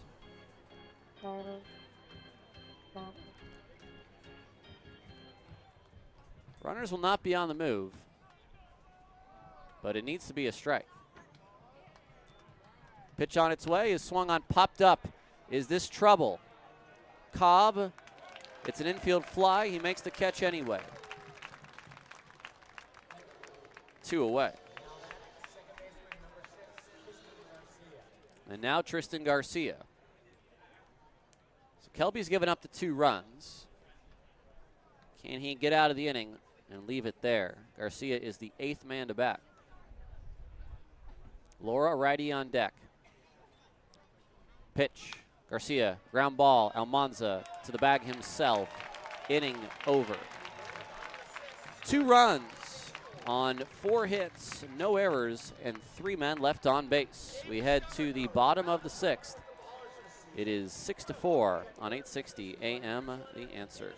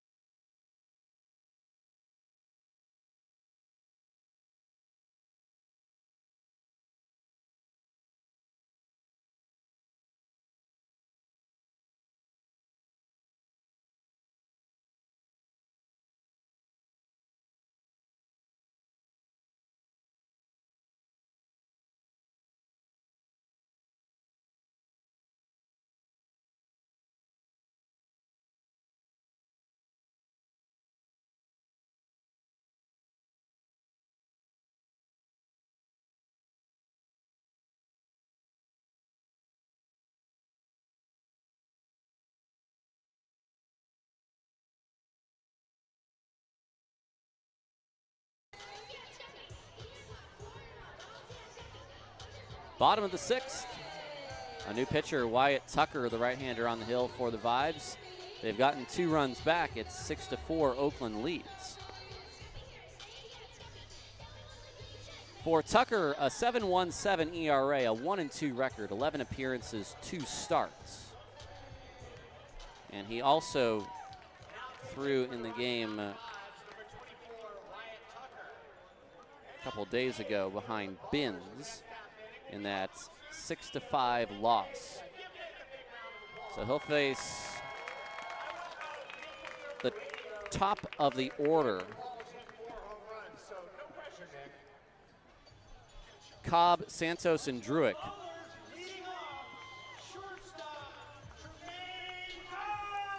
Nick DeHasia has traded in his headset for a PA mic. And Nevada Collin is back. Hello. I'm no Nick in terms of the run production today. First pitch on its way. It's a called strike. You had to go say hi to your fellas. Yeah, I missed them, but apparently not as much as they missed me. Some of them were pretty angry. Daryl Buggs was like, "Oh, where were you? You missed my first home run." I think it was, you made Brian call my first home run. Here's a ball to third. Tofflin's throw is in time. Hey, I'll have you know that I blew up their phones with texts as soon as he hit it. That's his first pro homer. Casey, give him credit. Said it. Post homer. The Ballers win. Oakland Ballers win. We are going to the playoffs. Quote of the year, Brian Carmel, 2025. Glad that aged well. Here's Isai Santos, 2 for 3, including a solo shot. All I know is I got a clip of that call sent to me by Scott Gladstone. I also had a clip of that sent to me by Scott Gladstone. Here's the pitch on its way, a swing and a foul ball. Ballers have had 4 runs unanswered scored on them.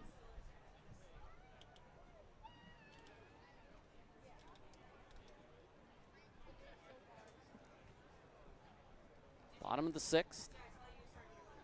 Bases are empty for Santos. The 1-1 is swung on a miss. Nice breaking ball there from Tucker.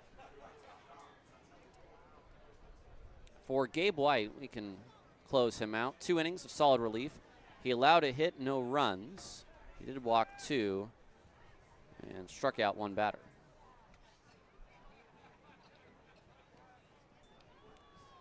Here's them 1-2 to Isai. Tucker comes set, 10 on the clock. Zuniga sets up a low target, and the pitch is a ground ball back to Tucker. Runs over to first. Underhand throw to Laura is in plenty of time for the 1-3 putout. And now that'll bring up the hitless Davis Druick.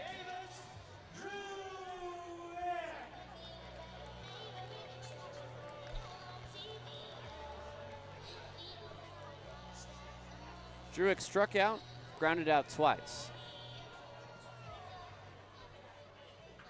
He bats with 2 outs.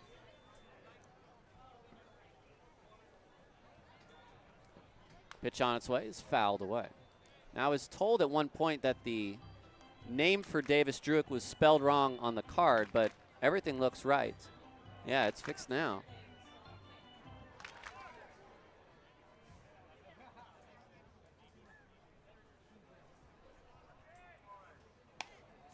Pitch is outside. I was going to say, if we want to get one guy's name right, it's certainly this one who's been such a big part of the success of Oakland in the first half. High and away, 2-1. He's not the easiest for people to pronounce. It's, Druick, D-R-E-W-E-K, but he's not the most mistaken on the Ballers.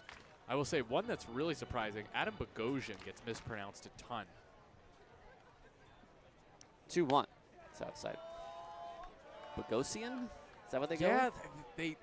they don't go for the "zh" sound whenever I'm talking to public address announcers, and I have to make sure. And I, most of them get it right by the time it's game time, but they don't assume it's Bogosian. Bogosian like confusion. It's a ball 4 to Druick, and he'll take his base with 2 outs.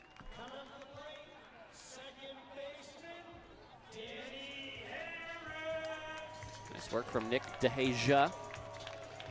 He'd get along with Bogo. Harris today, 2 hits.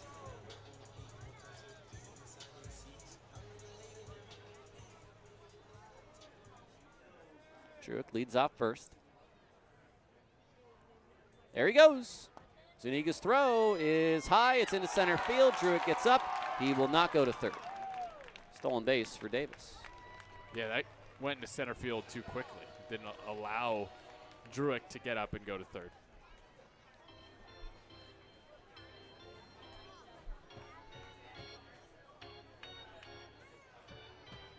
If you're going to miss a throw to second on the throw down for a runner caught stealing attempt, you better miss straight.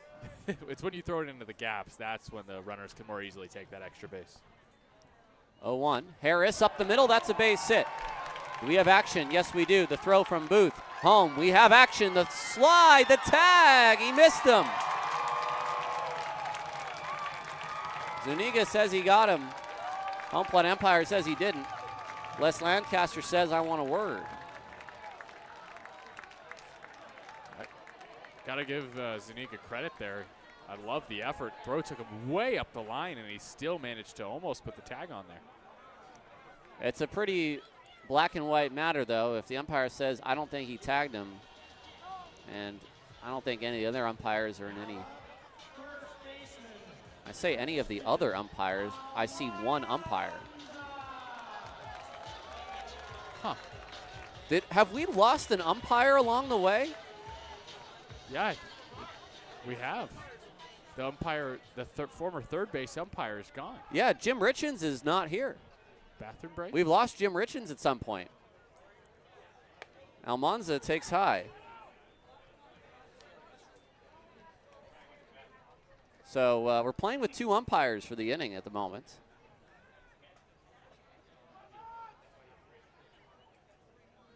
It's Joe Shields behind second. It's fouled away. So Harris, the RBI single. I don't know what's going on. It's been like that for a few days. So Oakland gets a run back. It's now 7-4. Here's Almanza. Throw over. Back is Harris. Wyatt Tucker is a former college teammate of one of our favorites, Chandler David, who played for Oakland last year. Sam Houston State? Sam Houston State, the Bearcats, right? Yep. Okay. With a K. 1-1. Almanza swings. It's a high drive to center field. This is playable. Booth will make the catch for the final out. A run for Oakland on the Harris RBI single. It's 7-4 as we move on to our final 3 innings on 860 AM. The Answer.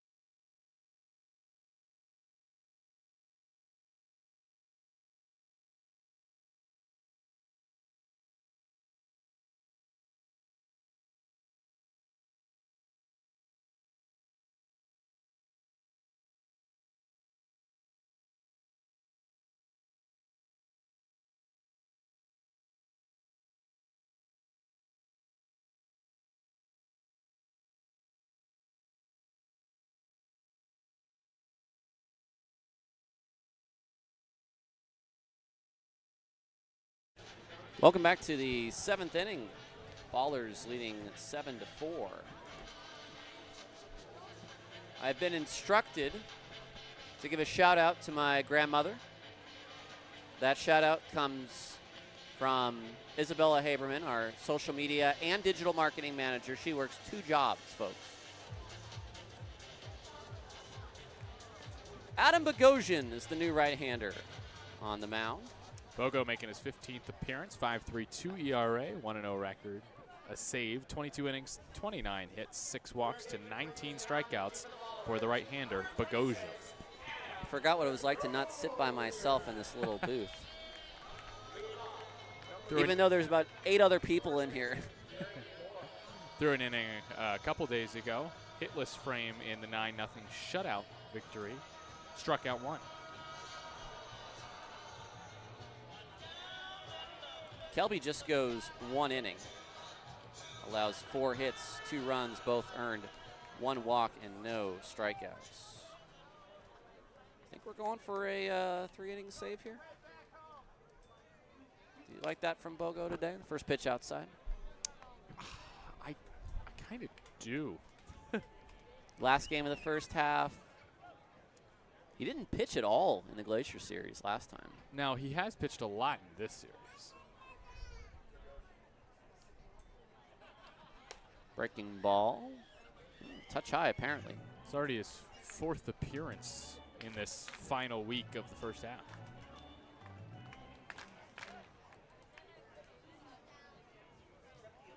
Two-0. Grounded off of his leg. Bogo's got sort of a rubber arm, though. I remember an appearance at Ogden. That was the 4-inning save for Bogo. Oh, it And was he just 4 innings, wasn't ate it? Yep. Jeez Louise, not even 3. Crazy. It was so unlike a save that I had to tell Ogden's scorekeeper it was a save. Or we'll say that's how. There's a little bit of teeth pulling there. Here's a ground ball off of the leg of Laura. It's 2-2 now. Let's take a look. Do we have finals around the league yet? Yeah, definitely. Yeah. Idaho Falls 16-11 over Great Falls. They finally get a win in that series. Great Falls wins the series 4-2, if I'm not mistaken. Did they win last night? I think they won game 1. The Chuckers. No, I don't think they No? did. Swing and a miss. Great Falls. Gary Laura strikes out, not Great Falls. Great Falls won 11-9 last night. They won 11-8 the day before. 8-1 the day before. 11-6 the day before that. And 13-7 the day before that. So the Great Falls scores 11 again. They nearly score 11 in every game, but it's Idaho Falls that wins the final game of that series. There's just something about end of the first half, Great Falls.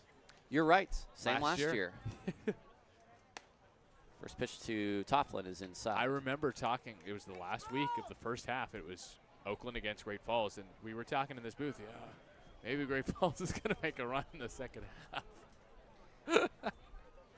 No, jeez Louise. Oh, we were wrong. 2-0. Paddleheads beat the Raptors 9-3. So Missoula wakes up from whatever slumber they were in to win the final 3 games of that series. 2-0 to Tofflin is outside 3-0. The Mustangs, I will say, have been playing good baseball, and they have taken the series against Glacier. They win 3-2. It's an interesting point because that means Billings will have the 4th pick in next week's draft in Ogden as Tofflin takes a strike. A pick which the Ballers have the option to take because of the Tyler Shellnut trade in the offseason. Spicy. So if they see someone they like at 4, Oakland will get to draft. Here's a number to Almanza. He'll pick it up. He'll flip to Bogosian covering. And that's an out 3-1. Just tried to not swing at that, and it was so far inside it hit his bat. For some reason, the High Wheelers have a 6 o'clock start today. I was just, thank you for bringing that up. Why? It's very hot, Paul Friedman says. Well, that's got to stink for Grand Junction. Tofflin grounds out. 2 outs for Bogo here in the 7th, back-to-back. Here's Linscott. Linscott has been on base 3 times, 2 singles and a walk. Takes a slider for strike 1. So question from non-GM to GM. If the Ballers were not to... Non-AGM to AGM. Yes, there you go. If the Ballers were not to steal Billings' pick, what would happen? Here's a slider low. It's 1-1. The terms of the trade, as it was decided upon as a conditional pick, that pick will then be turned into a first-round draft pick at the Florida draft. And should that pick also not be accepted, it will then be turned into a second-round pick at the Arizona draft. So the Ballers have their choice. Half swing, it's a strike anyway. It's 1-2. And if that second-round pick isn't taken? Then we really don't like anyone. Safe to say the Ballers It's the option of will those pick three. somebody. It's the option of those three. Yeah. Half swing, does he go? That was fairly close there, but he does not. 2-2. So if they like someone at 4 in Ogden, they'll take them then. If not, wherever Billings finishes at the end of the year, that'll be the pick in Arizona or Florida. 2-2. And Scott looks at a pitch low. The Ballers acquired Tyler Shelnut in a trade from the Gateway Grizzlies for a player to be named later and then flipped him to Billings for that first-round pick. And now the draft, which will take place on Saturday, the Ballers have the option to either add that player, as the ball is fouled away, add that player to the roster right away, and that will have 26-man eligibility, or to invite the player to spring training next season as a potential 26 man. We did not have a midseason draft last year, but we had one every year before that. Ball hit to center field. Druick over to his left, backing up a bit. He will make the catch, and Bogosian has a 1-2-3 7th inning. I really need to stretch. Maybe Brian, the chiropractor, is still here. We're going to take a break and come back. 7-4 Oakland on 860 AM, The Answer.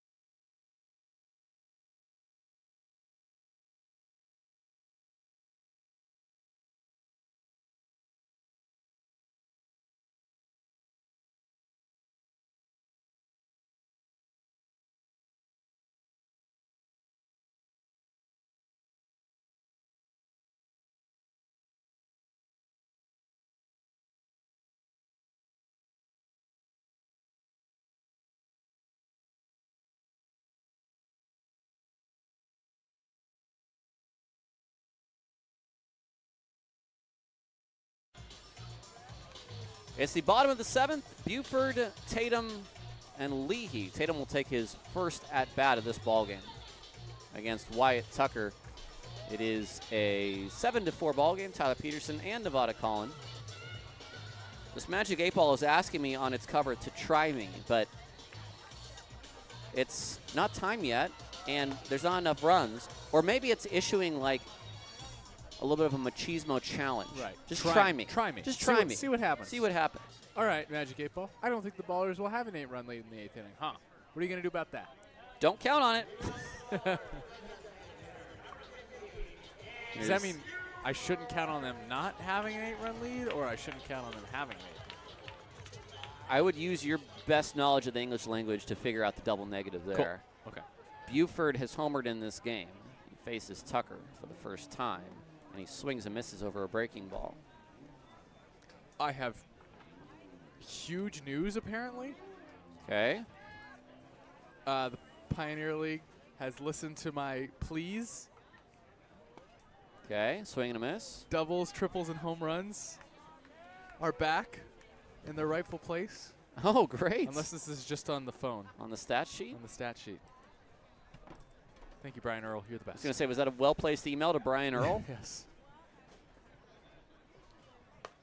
Buford looks at a ball, and our first challenge of the day. The call of the ball is being challenged.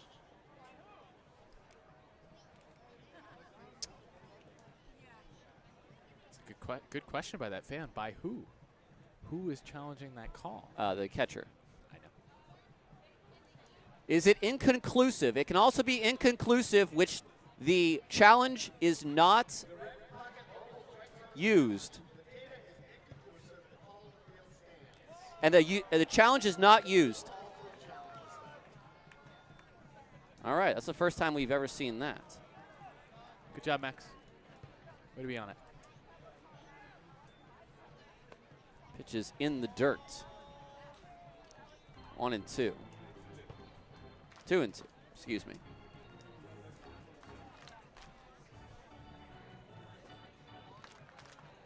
What kind of pizza did you have at Pizzeria Violetta as Buford strikes out?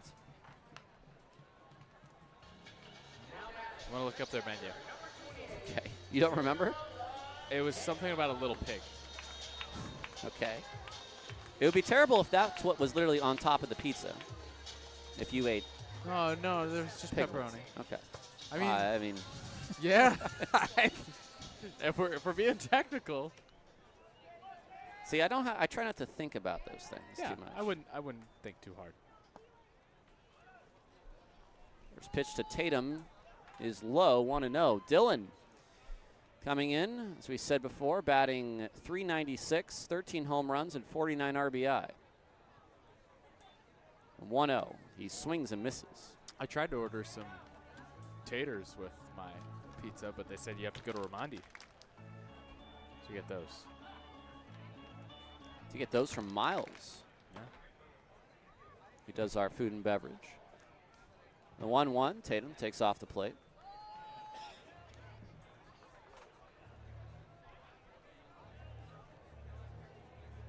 I have found the name. The Sweet Little Pig Pizza. It was fantastic, first of all, I must say. 2-1 inside. What's on it?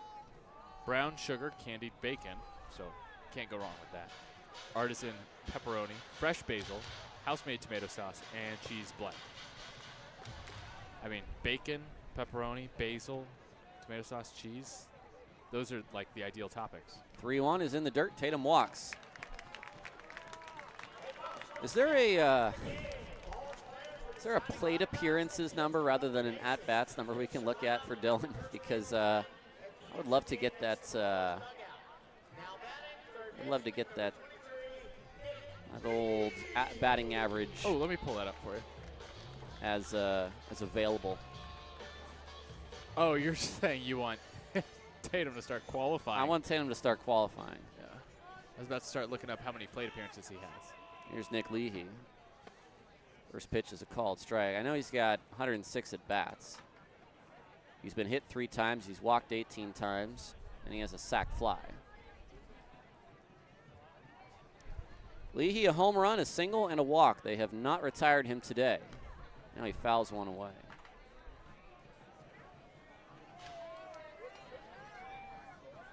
Oh, I'm sorry. 2.7 plate appearances per game to qualify. He might be there. He might well already be there. That I actually really want to know now. Next pitch is down low. All right, let's look up his. I got you right All here. right. Oh, well, I was just going to look at the league leaders if he's No, on no. there. Plate appearance. The league leaders is screwed up. Oh, okay. Oh, no, he's on there. Well, for, All right. for homers. Okay. So let's get. Oh, he's on there for average now. Okay. That's a good sign. Swing and a miss by Leahy. He's And he eighth, strikes out. eighth in the league in batting average. So tell me how many plate appearances he has. And let's see if he'll still be qualified by the end of the day. 128 entering today. So 128 entering today, now is 129. So this is game 48. The old calculator out. I have my Texas instrument. Times Ooh. 2.7. Wow. This pitch is a strike. He needs 129.6 at bats, and that was his 129th. So he needs to come up one more time today to keep his qualified batting average. He is right on the cusp, so he really just got there recently. Well, hey, with Tilo out for a bit, That is true. he'll get a few more. He will plate get a few appearances. more for sure. Pat takes low, 1-1. Runner at first, 2 outs here in the bottom of the 7th, 7-4 Oakland. 129.6 plate appearances, so that basically means 130.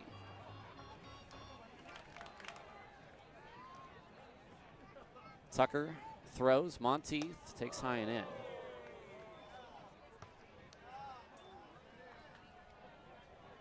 One of my favorite things to watch is Dylan Tatum on an inside pitch. He just, it's like a theater kid. He'll just throw the hands up and lean out of the way. Always very dramatic. 2-1 is a called strike. Talking about Monteith or No, Tatum. You're talking about Tatum? I just was reminded of it because Monteith just took one inside and had to get out of the way for sure. Tatum is just every time. 2-2 on its way from Tucker, and the pitch to Monteith is just off the plate. Oh, and Tucker wants to challenge. Nevada? Well, it's a pitcher and he challenged, so we know what the result is. It's not going to go in his way. Pitchers do not know the zones as well as their catchers. Which I'm interested. There's a really good catcher out there, the Coastal Carolina catcher, really good defender. Forget Bodine. I'm interested to see where he goes in this draft with ABS coming. Defensive catcher. 3-2, 2 outs. Monteith swings and misses. So Tucker strikes out the side. He allows the walk to Tatum, and Tatum will stay at first. As we are 7 complete, 7-4. The Rocky Mountain Vibes trail the Oakland Ballers on 860 AM The Answer.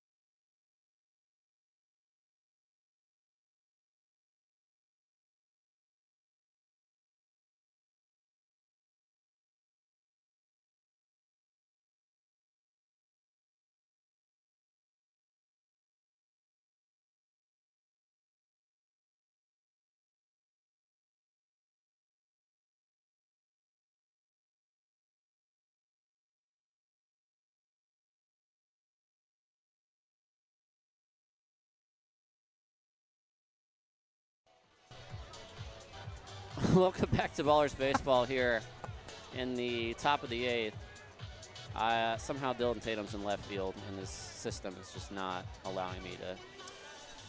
Nevada, take over. All right, I got you, Tyler. Adam Bogosian on the hill for the Ballers, who lead 7-4. Just making sure. I'm so out of touch with this game. This is game 48 of the regular season.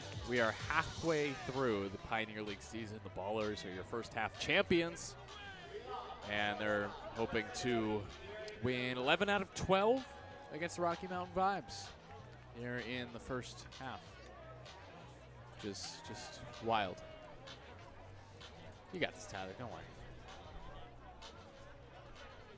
All right, you might need to tell me who's. Well, this is Garrett Keeber. Sorry, I should have. We'll fix all this in post before All we right. actually put this broadcast out. Okay, so Keeber at the plate took ball 1. Keeber last year, a Northern Colorado Owl. Yes. From my recollection. 1-0 the count. Bogosian, the righty from the stretch, comes home and fires in a breaking ball top of the zone. 1-1. Again, 7-4. Oakland leads. Top of the 8th inning. Nobody out, base is empty. Oakland led 6-0 in this game. Vibes have come back a bit. Keeber takes low and away. It's 2-1.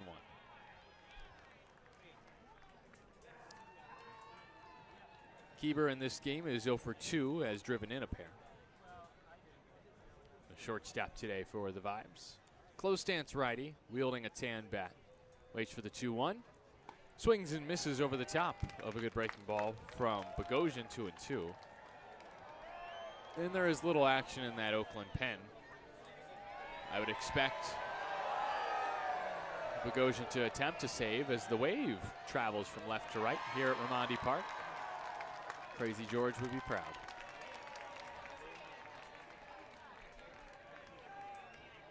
2-2 count. Bogosian, the righty. To the righty, Kieber. Blowing away with the breaking ball, 3-2. All right, it finally works now. Nice. You know, I'm a bit concerned. As the wave is going through, I hear Mark Kahn over to our right saying no. Oh, there's grumbling for sure. Grumbling. Real grumbling. That's a very, I don't like that attitude. Payoff pitch, called, third strike. High inside corner on Kieber, who goes back to the dugout after watching strike 3. One down here in the top of the 8th. Now, I know you've already incorporated Ken Korak's "He Will Watch It Fly," but The lights have not taken full effect, Tyler. It's a day game. there's one other one. Oh, okay. Do you know the strike 3 looking call from Ken Korak? I've used it before. One out. First pitch is a ball in the dirt to Austin Chenard, Chenard. the DH. Strike 3 looking. Ken Korak. I don't have it. Again, for those listening that don't know me, I'm not a Bay Area guy. Oh, Vince chiming in. Oh, help me out, Vince. 1-0. Outside, 2-0. Ring him up, says Yes, Vince. so it would be on the outside corner, ring him up, strike 3 called. Or on the inside corner, ring him up, strike. I'd like ring him up. That's, man, Korak, one of the greats. Count is 2-0. The umpires are making Booney lose it to my right. We got Soldier Boy playing here at Ramondi Park. We had Soldier Boy playing yesterday as well. Nice. 2-0. Tapped foul.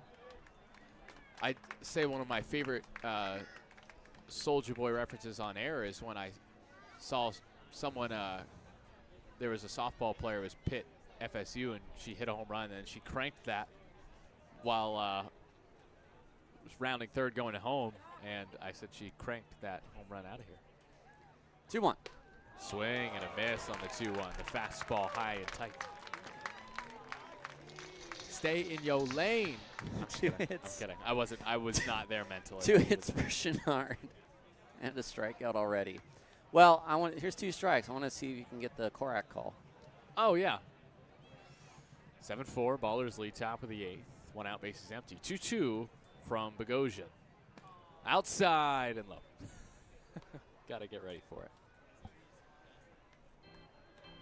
I think I've hit at least one the lights have taken full effect so far this season. Payoff. Low and away. Not this time. Sorry, Tyler. That's too bad. So that is a walk for Bogosian. This game is literally 2 hours and 15 minutes old. It kind of feels like it's 3 hours and 15 minutes old. One of those that just feels like it's dragging on by, but hey, I just got here. You know, Stephen Wilmer digs in from the left side. Former baller hits with 1 out. 7-4 Ballers lead, top of the 8th. First pitch is popped up, foul ground, left side. Leahy has room, and it drops out of his glove. I think that's an error on Leahy, and it is called that by Booney to my right. Should have caught it. It's just a strike and an error. Dropped foul error. I got to say, I like short ball games as a broadcaster. I actually prefer longer games as a fan. Especially Major League Baseball games. If I'm going to the Coliseum or Oracle, first pitch low and away. I'm thinking back to last year when I had more time on my hands. It's 1-1. You said Oracle, and I immediately thought Warriors. Yeah, AT&T, Pac Bell. I show up there. I want a 3-hour ball game at least. I don't want a 2-hour quick game. Maybe that's old-fashioned to me. 1-1 is outside. 2-1. Here's a question for Booney. If Wilmer gets on via a hit, is his run unearned because of the drop foul? Okay. Well, let's see. 2-1 to the lefty, Wilmer. Slight open stance. Bogosian's 2-1 pitch is lined over short and into left center field. Picked up on a couple hops by Druick. Going to second is that lead runner, Chenard. 2 on, 1 out for the Vibes. Tying run to the plate here in the top of the 8th. Here's Alonzo Zuniga as James Collier will start to warm. So now, as I think ahead to the second half, do the Ballers have nothing to play for, or is the number 1 seed still something that they need to fight for? We talked about this a little bit. The best overall record, I do believe, has some bearing on home field advantage in the championship. Gotcha. So I think once you get to, you know, whoever wins from the first round, home field advantage is going to the first half teams. Yep. I think it goes to which team had the better overall record. Yes. That is what I thought. 1 out, 2 on for Rocky Mountain, trailing 7-4, top 8. First is Zuniga, lined into left field. This is a base hit and should bring home at least 1. Chenard in to score. Stopping at second is Wilmer. It's an RBI knock for Zuniga, his second hit of the game and second RBI. It's 7-5 Oakland in the top of the 8th. Still 1 out. Well, top of the order for Booth, and now he represents the potential go-ahead run. And here comes old Jimmy Diedrich out, and here comes old Les Lancaster out. We're getting a pinch runner.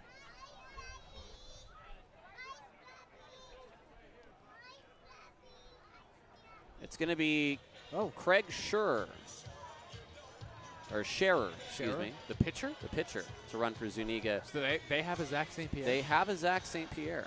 Oh, nice. I respect it. 7-5, Ballers lead here in the top of the 8th inning. You'd like to just roll with Bogosian for the rest of the day if you can. Whoops, excuse me. Also, the Major League Baseball draft just began. What? Yeah. Eli Willits, a surprise number 1 pick for the Nationals. Shortstop out of high school. Oh, that I was not aware of. And then how about Tyler Bremer out of UC Santa Barbara going number 2? You know what? It is Sunday, isn't it? Yeah. And then finally, Cade Anderson went. That means looks like Ethan Holiday is going to fall to 4, which isn't crazy, but that's a home run pick at 4. Corners drawn in, and the first pitch is hit to the corners. Leahy to second for 1. Throw to first is not in time. Oof. All right, well, 2 outs, runner at third and first. It's still 7-5 Oakland, but I don't know about that one from Joe Shields. I think it was bang bang. I'll give him that. And you know, give Joe Shields some credit. He's having to do double duty right now with only 2 umpires on the field. Yep. So let's see what we got here. That means that Booth is on via the fielder's choice. Scherer's out at second, 5-4, and Wilmer advances to third. And now here is Tristan Garcia. First pitch to him is outside. 1-0 the count after the Booth reaching on a fielder's choice. 1-0. Garcia takes high, 2-0. 2 outs in the inning, 7-5. Oakland leads Rocky Mountain. 1 across, and men at the corners for the Vibes. I did not realize the A's are picking 11th. Yeah, it's that new lottery system. There's a strike, 2-1. What was their record last year? It was better than you'd expect, I feel. It was certainly, right now it's better than I expect. I thought we were picking like 5th. 2-1 to the lefty, Garcia. He takes way outside, 3-1. Bogosian a pitch away from loading him up for Gary Laura. Not what we want. Gary Laura's got a ton of pop. Garcia 1 for 4 today. That is lined into left field, tailing away from and dropping in front of Monty. It's an RBI knock, and Rocky Mountain's within 1. 7-5 Oakland here in the top of the 8th. On a bloop single into left by Tristan Garcia, his second hit. 7-6. Man, I'm out of it. I thought I said 7-6. You did not say, yep, you did not, unfortunately. I did not. Here's Aaron Miles going to the pen. New pitcher for Oakland. It will be James Collier, we assume. It's like a 4-out save. 5-out? 4-out save. 4-out save, hopefully, for Collier. 7-6 lead for the Ballers. New pitcher for Oakland. When you return on 8:60 a.m., The Answer.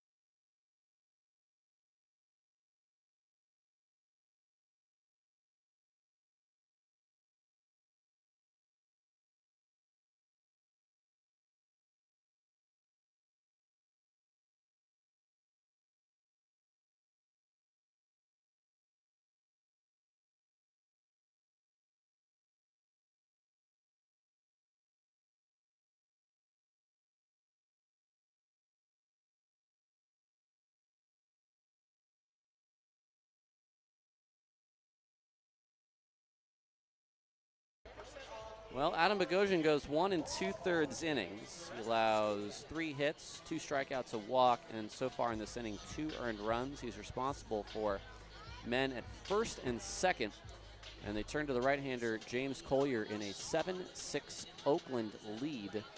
Collier, a 3.84 ERA, a 2-0 record, 17 appearances for him. He does not have a professional save yet. This is a save situation. 27 Ks, 9 walks in 20 2/3 innings this year for a staff that came into today with a 4.35 ERA. So Collier attempting to do something that he has not done yet as a pro, and that is record a save. Also hoping to put up another scoreless appearance. Tyler, are you aware of how good Collier exactly has been since mid-June? Is it 6 appearances? No. It's way longer. Okay. I think it's 9 or 10. Oh, wow. Did he pitch? He did not record an out on July 11th. Did he appear 2 days ago?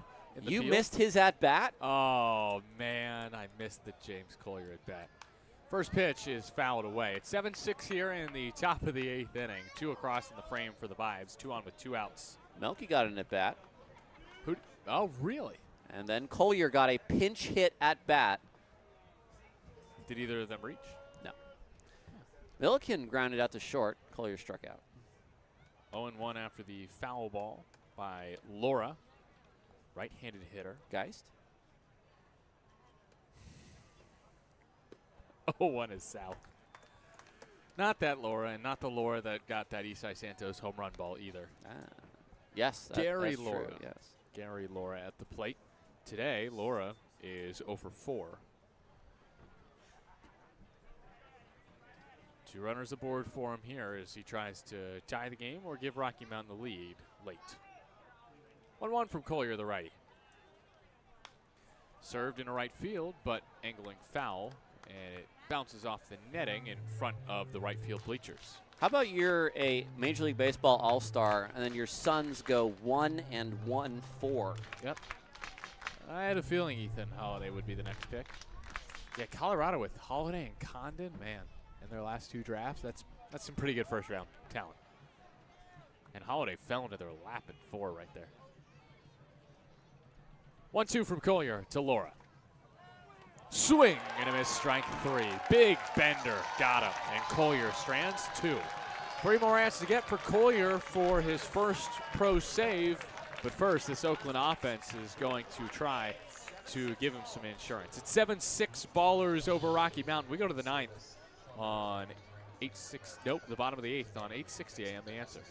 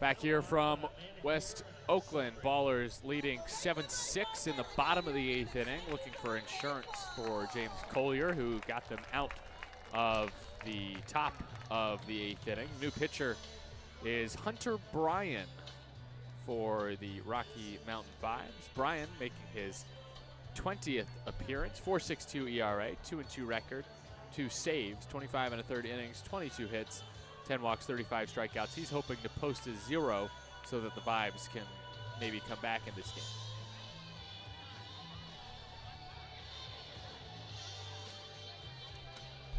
right-handed pitcher, 24 years of age, 6 foot 195-pound righty from Visalia.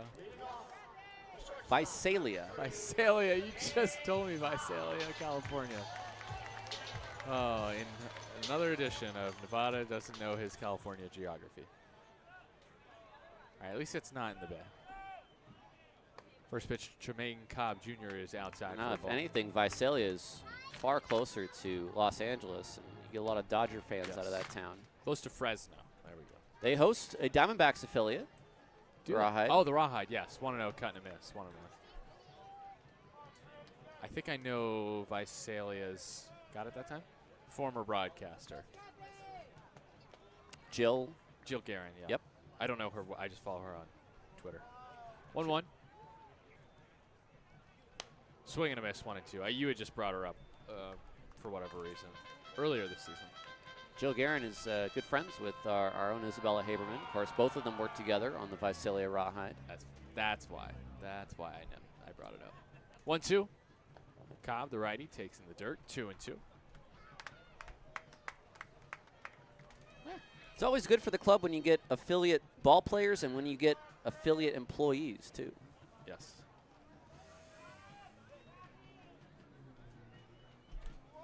So Cobb batting to lead off the bottom of the 8th. Swings and misses at a hard slider, I'd call it. I don't know. Good downward action away from the righty Cobb. 1 down. So Cobb is 0 for 5, brings up Davis Druick, who is 0 for 3.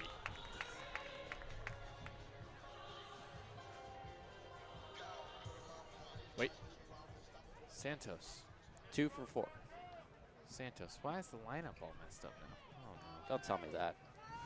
I'm probably just sorting by the wrong Got enough going on. Are you sorting by name?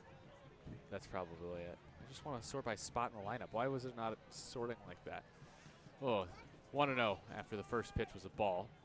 Santos swings and misses 1-1. 2 for 4 today with a solo homer, which nearly hit me out in left field. Would that have been a workers' comp claim, Mark?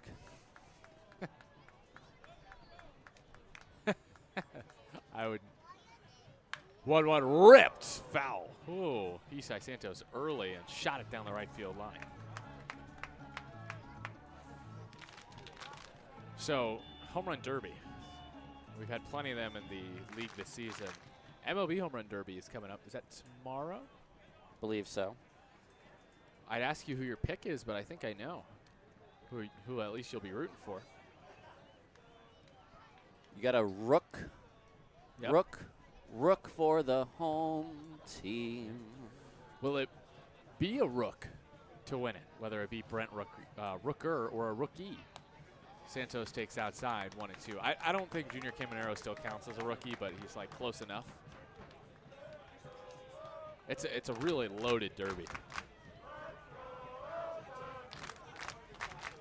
2-2. Santos early fouls it off. 1 out, base is empty. It's the bottom of the 8th. The Ballers lead 7-6 against Rocky Mountain.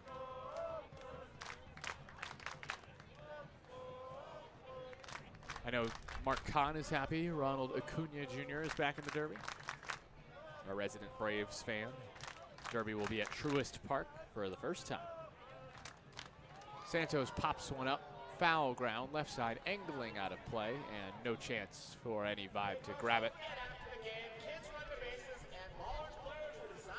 Let's see, Acuna, no Pete Alonso this year. He's my usual rooting interest other than the Orioles. But the former Florida Gator is not in it. Instead, it's a former Florida State Seminole leading the pack, Cal Raleigh. It's funny. You just do not know players' affiliations in baseball to their colleges. No. Because I didn't know that until today, honestly. 2-2 is lined sharply into the glove of the diving second baseman. Throw to first in time. Nice play by Garcia.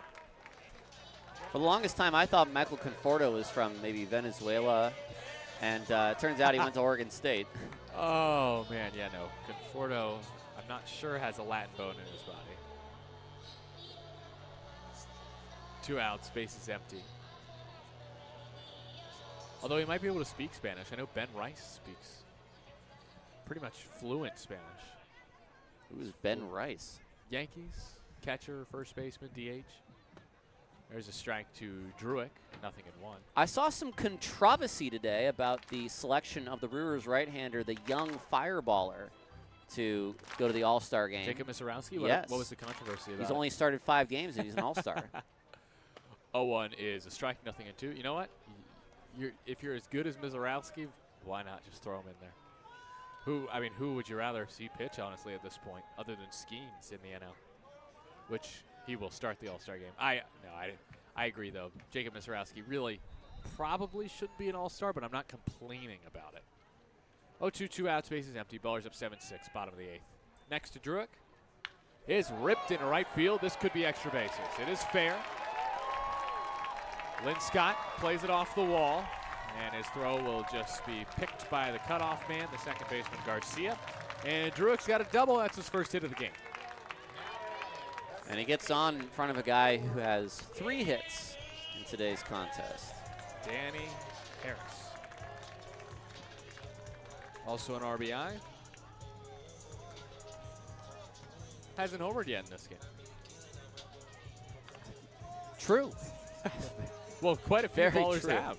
Oh, that's true. That is also true. That's why I mentioned it. And in fact, 2 after him as well.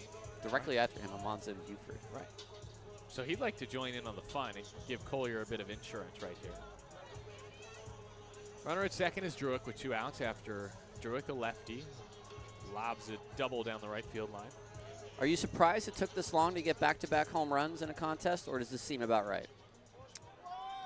I am a bit surprised, actually. But I think it's kind of with those shutouts, right? You're due for it eventually. Mm-hmm. First to Harris, swung on and miss. Big hack, 0-1. Regression to the mean, if you will. Somebody took stats. Where's your, what is it, your quotients on the bell curve? I Q like a good numbers? parabola. Ball in the dirt, 1-1. I especially like home runs hit in a parabolic shape. Yes. High arcing blasts. I once, I remember I did like one of those graphs where you're graphing like function graph maybe as a baseball field. 1-1 in the dirt. Harris offers as the home plate umpire, 1-2. Yes. I just. Oh, you took no. I did it in class. There was no conclusions drawn from that. It was difficult, Okay. but I think I did it successfully. Had a little had the bump with the mound, the outfield with the curve, but then the straight lines going to home. I guess that made it a little easier. I guess I don't quite understand what you're saying, but that's okay. We'll move on. 1-2. Harris fouls it back. You to mean the you were screen. doodling in class? No. Our project was to make a picture out of functions. I see. Oh, and it was so shaped that you almost could draw a baseball Right. It diamond. had like different functions, Okay. and it was shaped into a baseball Got it. diamond. Yes. 1-2. Once more to Harris. He swings and rolls it over to third. The long throw to first is in time for out number 3. Ballers can't score. They leave Druick after the 2-out double in the bottom of the 8th.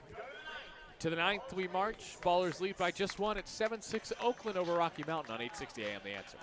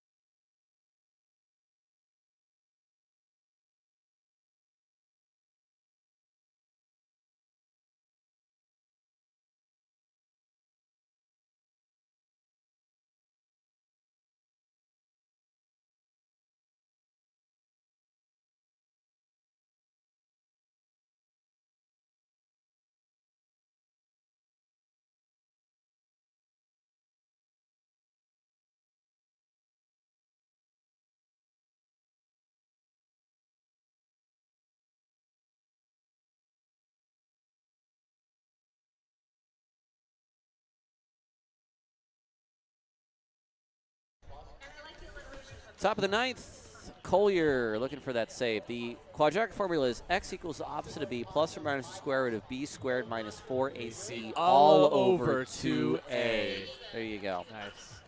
And with that, the first half is complete. Almost. 3 more outs. Collier looking for a 4-out save, his first ever. Khan Academy wants me to watch one of their videos. Did you ever use them, Nevada? Oh, I would say I still get emails from them to this day. What about Brain Pop with Tim and Moby? Oh, man, good times.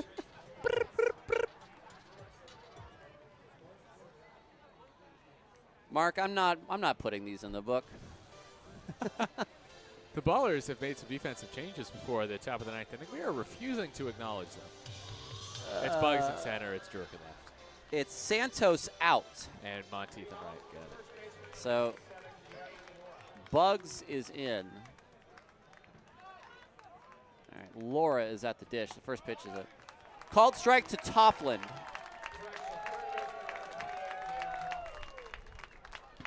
So Bugs will hit in the 2 spot. And he is in center. Druick moves to left.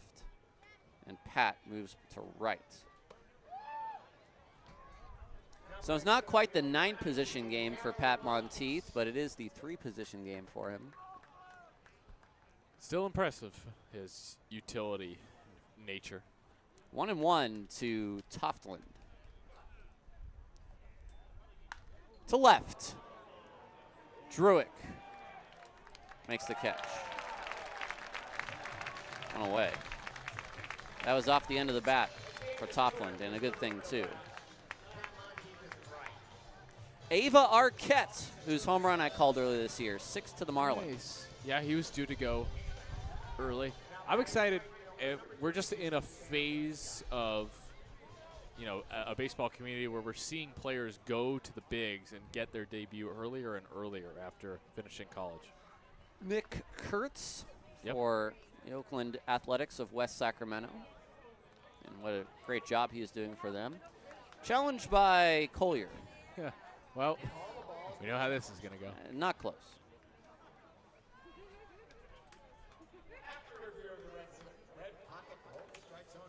Kurtz is one. Christian Moore, another. Angels have sent out player after player. Shanuel,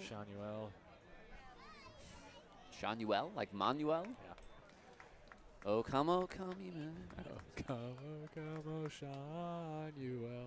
That's a good, soccer style That song. would be a good soccer style song. Here's the pitch. It's sawed off to right, and it falls.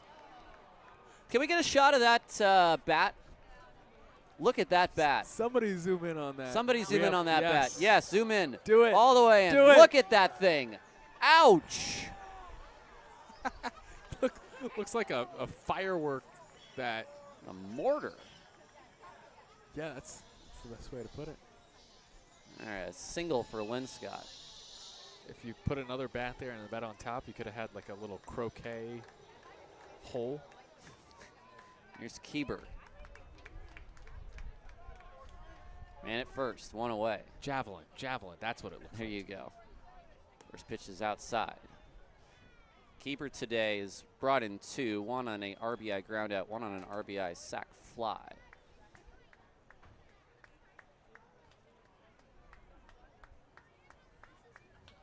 Collier set at the belt. He'll throw over, a decent throw over, but back to the bag is Linscott. I'd say that's the maybe B+ throw there.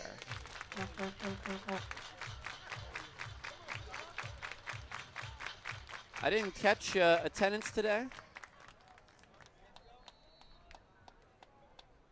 The 1-0 on its way. Kieber swings and fouls it away.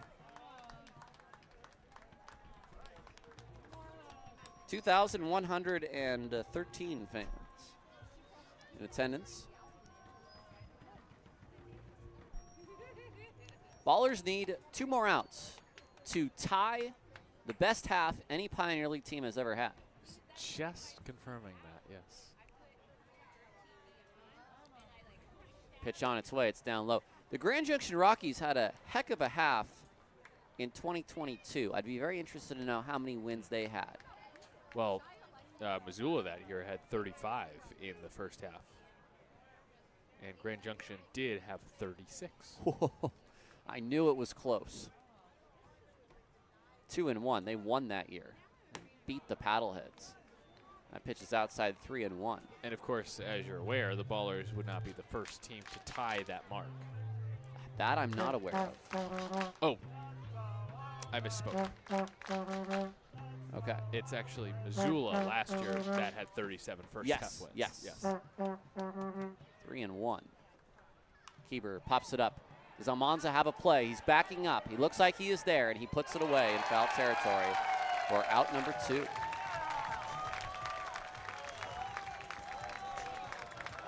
So Chenard, who is 2 for 3 with a walk, an RBI, and a run. The DH.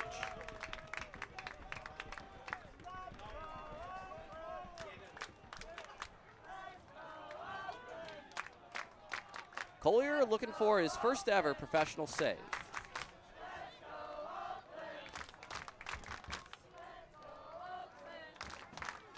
Collier's first pitch, a big breaking ball, a beauty as well. It's in for strike 1.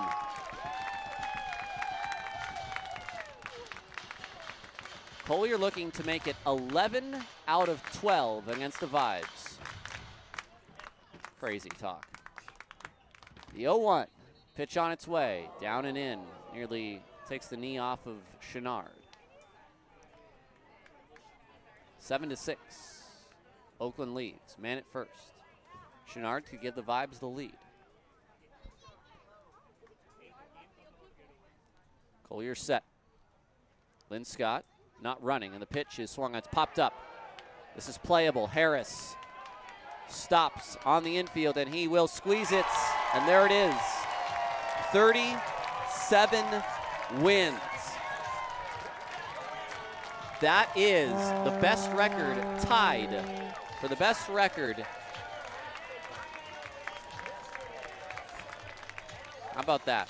That is nuts. Another win for Oakland, and they take this series 5 out of 6.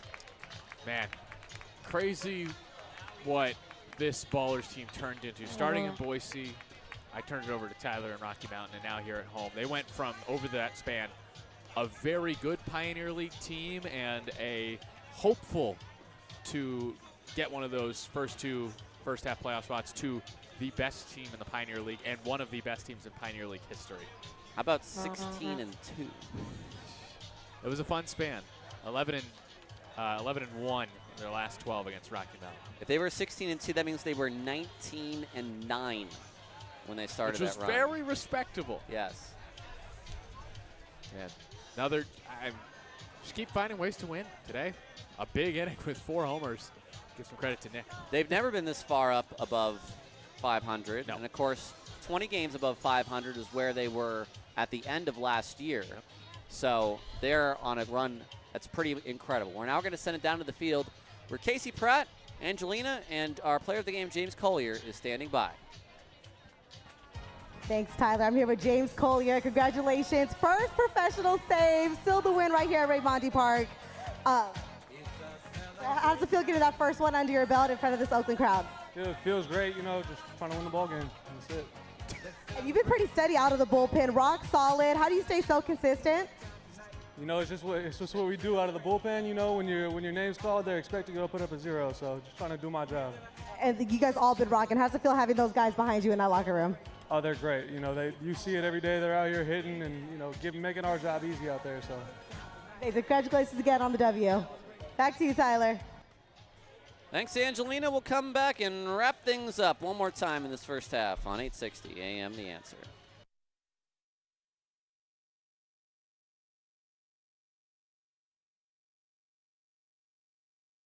Yeah, that's fine. Thanks, Vince.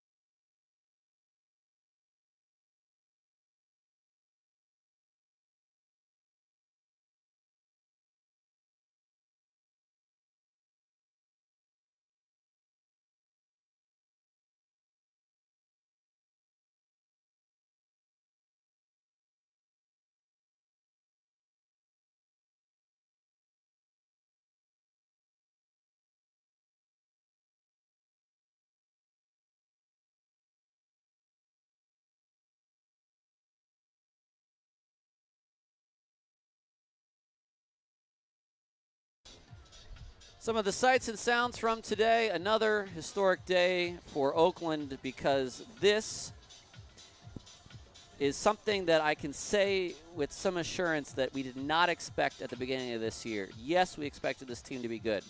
We did not expect to have a half like Missoula had last year where we just went, I don't know how they do it. They just keep winning. They're winning every ball game. They went 37-11. Well, the Ballers went 37-11, 16-2 in their last 18 games. And we have brought all those games for you here on 860 AM The Answer, including tonight's, or today, if you want to say today. Maybe if you're still in Florida listening, it's tonight. 6 runs, 13 hits, no errors for Rocky Mountain. 7 runs, 13 hits, and 1 error for the Oakland Ballers. Gabe Tanner is 3-0. Gabe Tanner from Danville. 5 innings, 5 hits, 2 runs, both earned, 2 walks, and 2 strikeouts. He continues to pitch well. The local guys all continue to pitch well. Kowalski takes the loss, 3 innings, 10 hits, 6 runs, 1 walk, 3 strikeouts. He is now 0-1. And James Collier picks up his first professional save. It's a 4-out save, a strikeout in the 8th with a couple of men on, and then a flyout. He allowed a single, then 2 pop-ups to finish off this 12-game series with Rocky Mountain, a series in which the Ballers won 11 out of 12. And it's winning the series. They only lost 1 series this whole first half, and luckily it was a 3-gamer in Missoula. Yeah. You've seen almost every game with your own eyes, Nevada. For me, I want to see how you feel. For me, I don't know that too much is different from the team last year because you have some of the same bullpen arms. I think what you have is just the longevity of a team which started to form last year, coaching staff that took over midseason, and the toughness that they showed last year, the resolve to get to the playoffs, to do well. Aaron Miles went 30-15. You see the base of something great starts, and then a team that takes off at the start of this year. What do you think about that? I think the difference, because you're right, there's not much. Obviously, there's a lot of turnover in the offense. There's just a looseness to this team. I think we've talked a lot about them playing their best when they're loose, and a trust. And I think that trust was, like you started to hint at, Tyler, built starting last season. You have a pitching staff that the starters trust that the relievers will keep the lead. The relievers, excuse me for a second. Wrong board. Wrong board. Excuse me. That, yes, I have, again, another board in front of me, and I tried to mute myself on this board. Obviously, did not do the trick. Okay, you have the starters trust the relievers trust the starters, the pitching trusts the offense that they're going to score, and the offense, of course, trusts this pitching. Why would you not trust a pitching staff that is the best in the league? And then bottom line is you got a coaching staff that trusts its players and players that trust their coaching staff. And I know I talked to Zach St. Pierre about it preseason. I've talked to several players about it this season. They just have such confidence, large in part due to Aaron Miles and James Harris and Jim Diedrich. I think they have just done a good job. I think you can't deny, I think you said this, I mean, ever since Aaron Miles took over, this Ballers team has been the best team in the Pioneer League. And I don't think that's an accident. He is an awesome manager. How about 67 and 26? Yep. 67 and 26 And- since Aaron Miles has and been at the helm. We talk about, how did Missoula keep winning last year all throughout the season? They had 62 wins and 34 losses. So just to give you a frame of reference, that was the season Missoula had last year that was so incredible. This is the run that Aaron Miles has been on as manager for the Ballers. We have a second half. The Ballers are in the playoffs, but we still have 48 more games in our season. So it all starts Tuesday with a 7-day, 6-game trip to almost the Great White North, just about an hour south of it. Yep. Up in Big Sky Country in Glacier National Park in Kalispell, Montana. Nevada Cullen will have all 6 games for you, and then we'll be back here in 2 weeks against the Colorado Springs Sky Sox, formerly known as the Northern Colorado Owls. We'll see them for 6 for the first time this year, and it'll be a very different Owls team than last year. The Owls last year were incredibly tough. This Colorado Springs Sky Sox team has only won 9 games in the first half. They've been a bit scrappy lately. I'll give them that. Yes, they have been a bit scrappy lately. They only lost by 1 today, but it will be a little bit of a different look. But, hey, 8 homestands, 8 different opponents. That's the fun part for Oakland fans this year, and something that is a lot of fun for us as well. We get to see a good mix of teams this year. We only missed 2 teams, Billings and Idaho Falls. Any final thoughts on the first half, Nevada? That was fun. All right, that'll wrap it up. That is a great place to leave it. That was fun. The next time you hear us, you will not hear me. It'll be Nevada Cullen in Glacier on an early flight tomorrow, and then Tuesday at 6 o'clock Pacific time. For Vince, for Gavin, for Ben, for everyone else that made our broadcast possible, I'm Tyler Peterson. I want to thank Nevada Cullen for stopping by and getting a little cameo appearance in today, even though today was still a travel day for him. The Ballers will be back in action with a record of 0-0 on Tuesday as things reset for the second half, and they go for a 3rd consecutive half championship. That will be the goal. That will be the goal, and also to try to get the best record in the league before playoffs in September. Once again, the final score here today, it's the Ballers 7 and the Rocky Mountain Vibes 6. Enjoy the rest of your Sunday afternoon.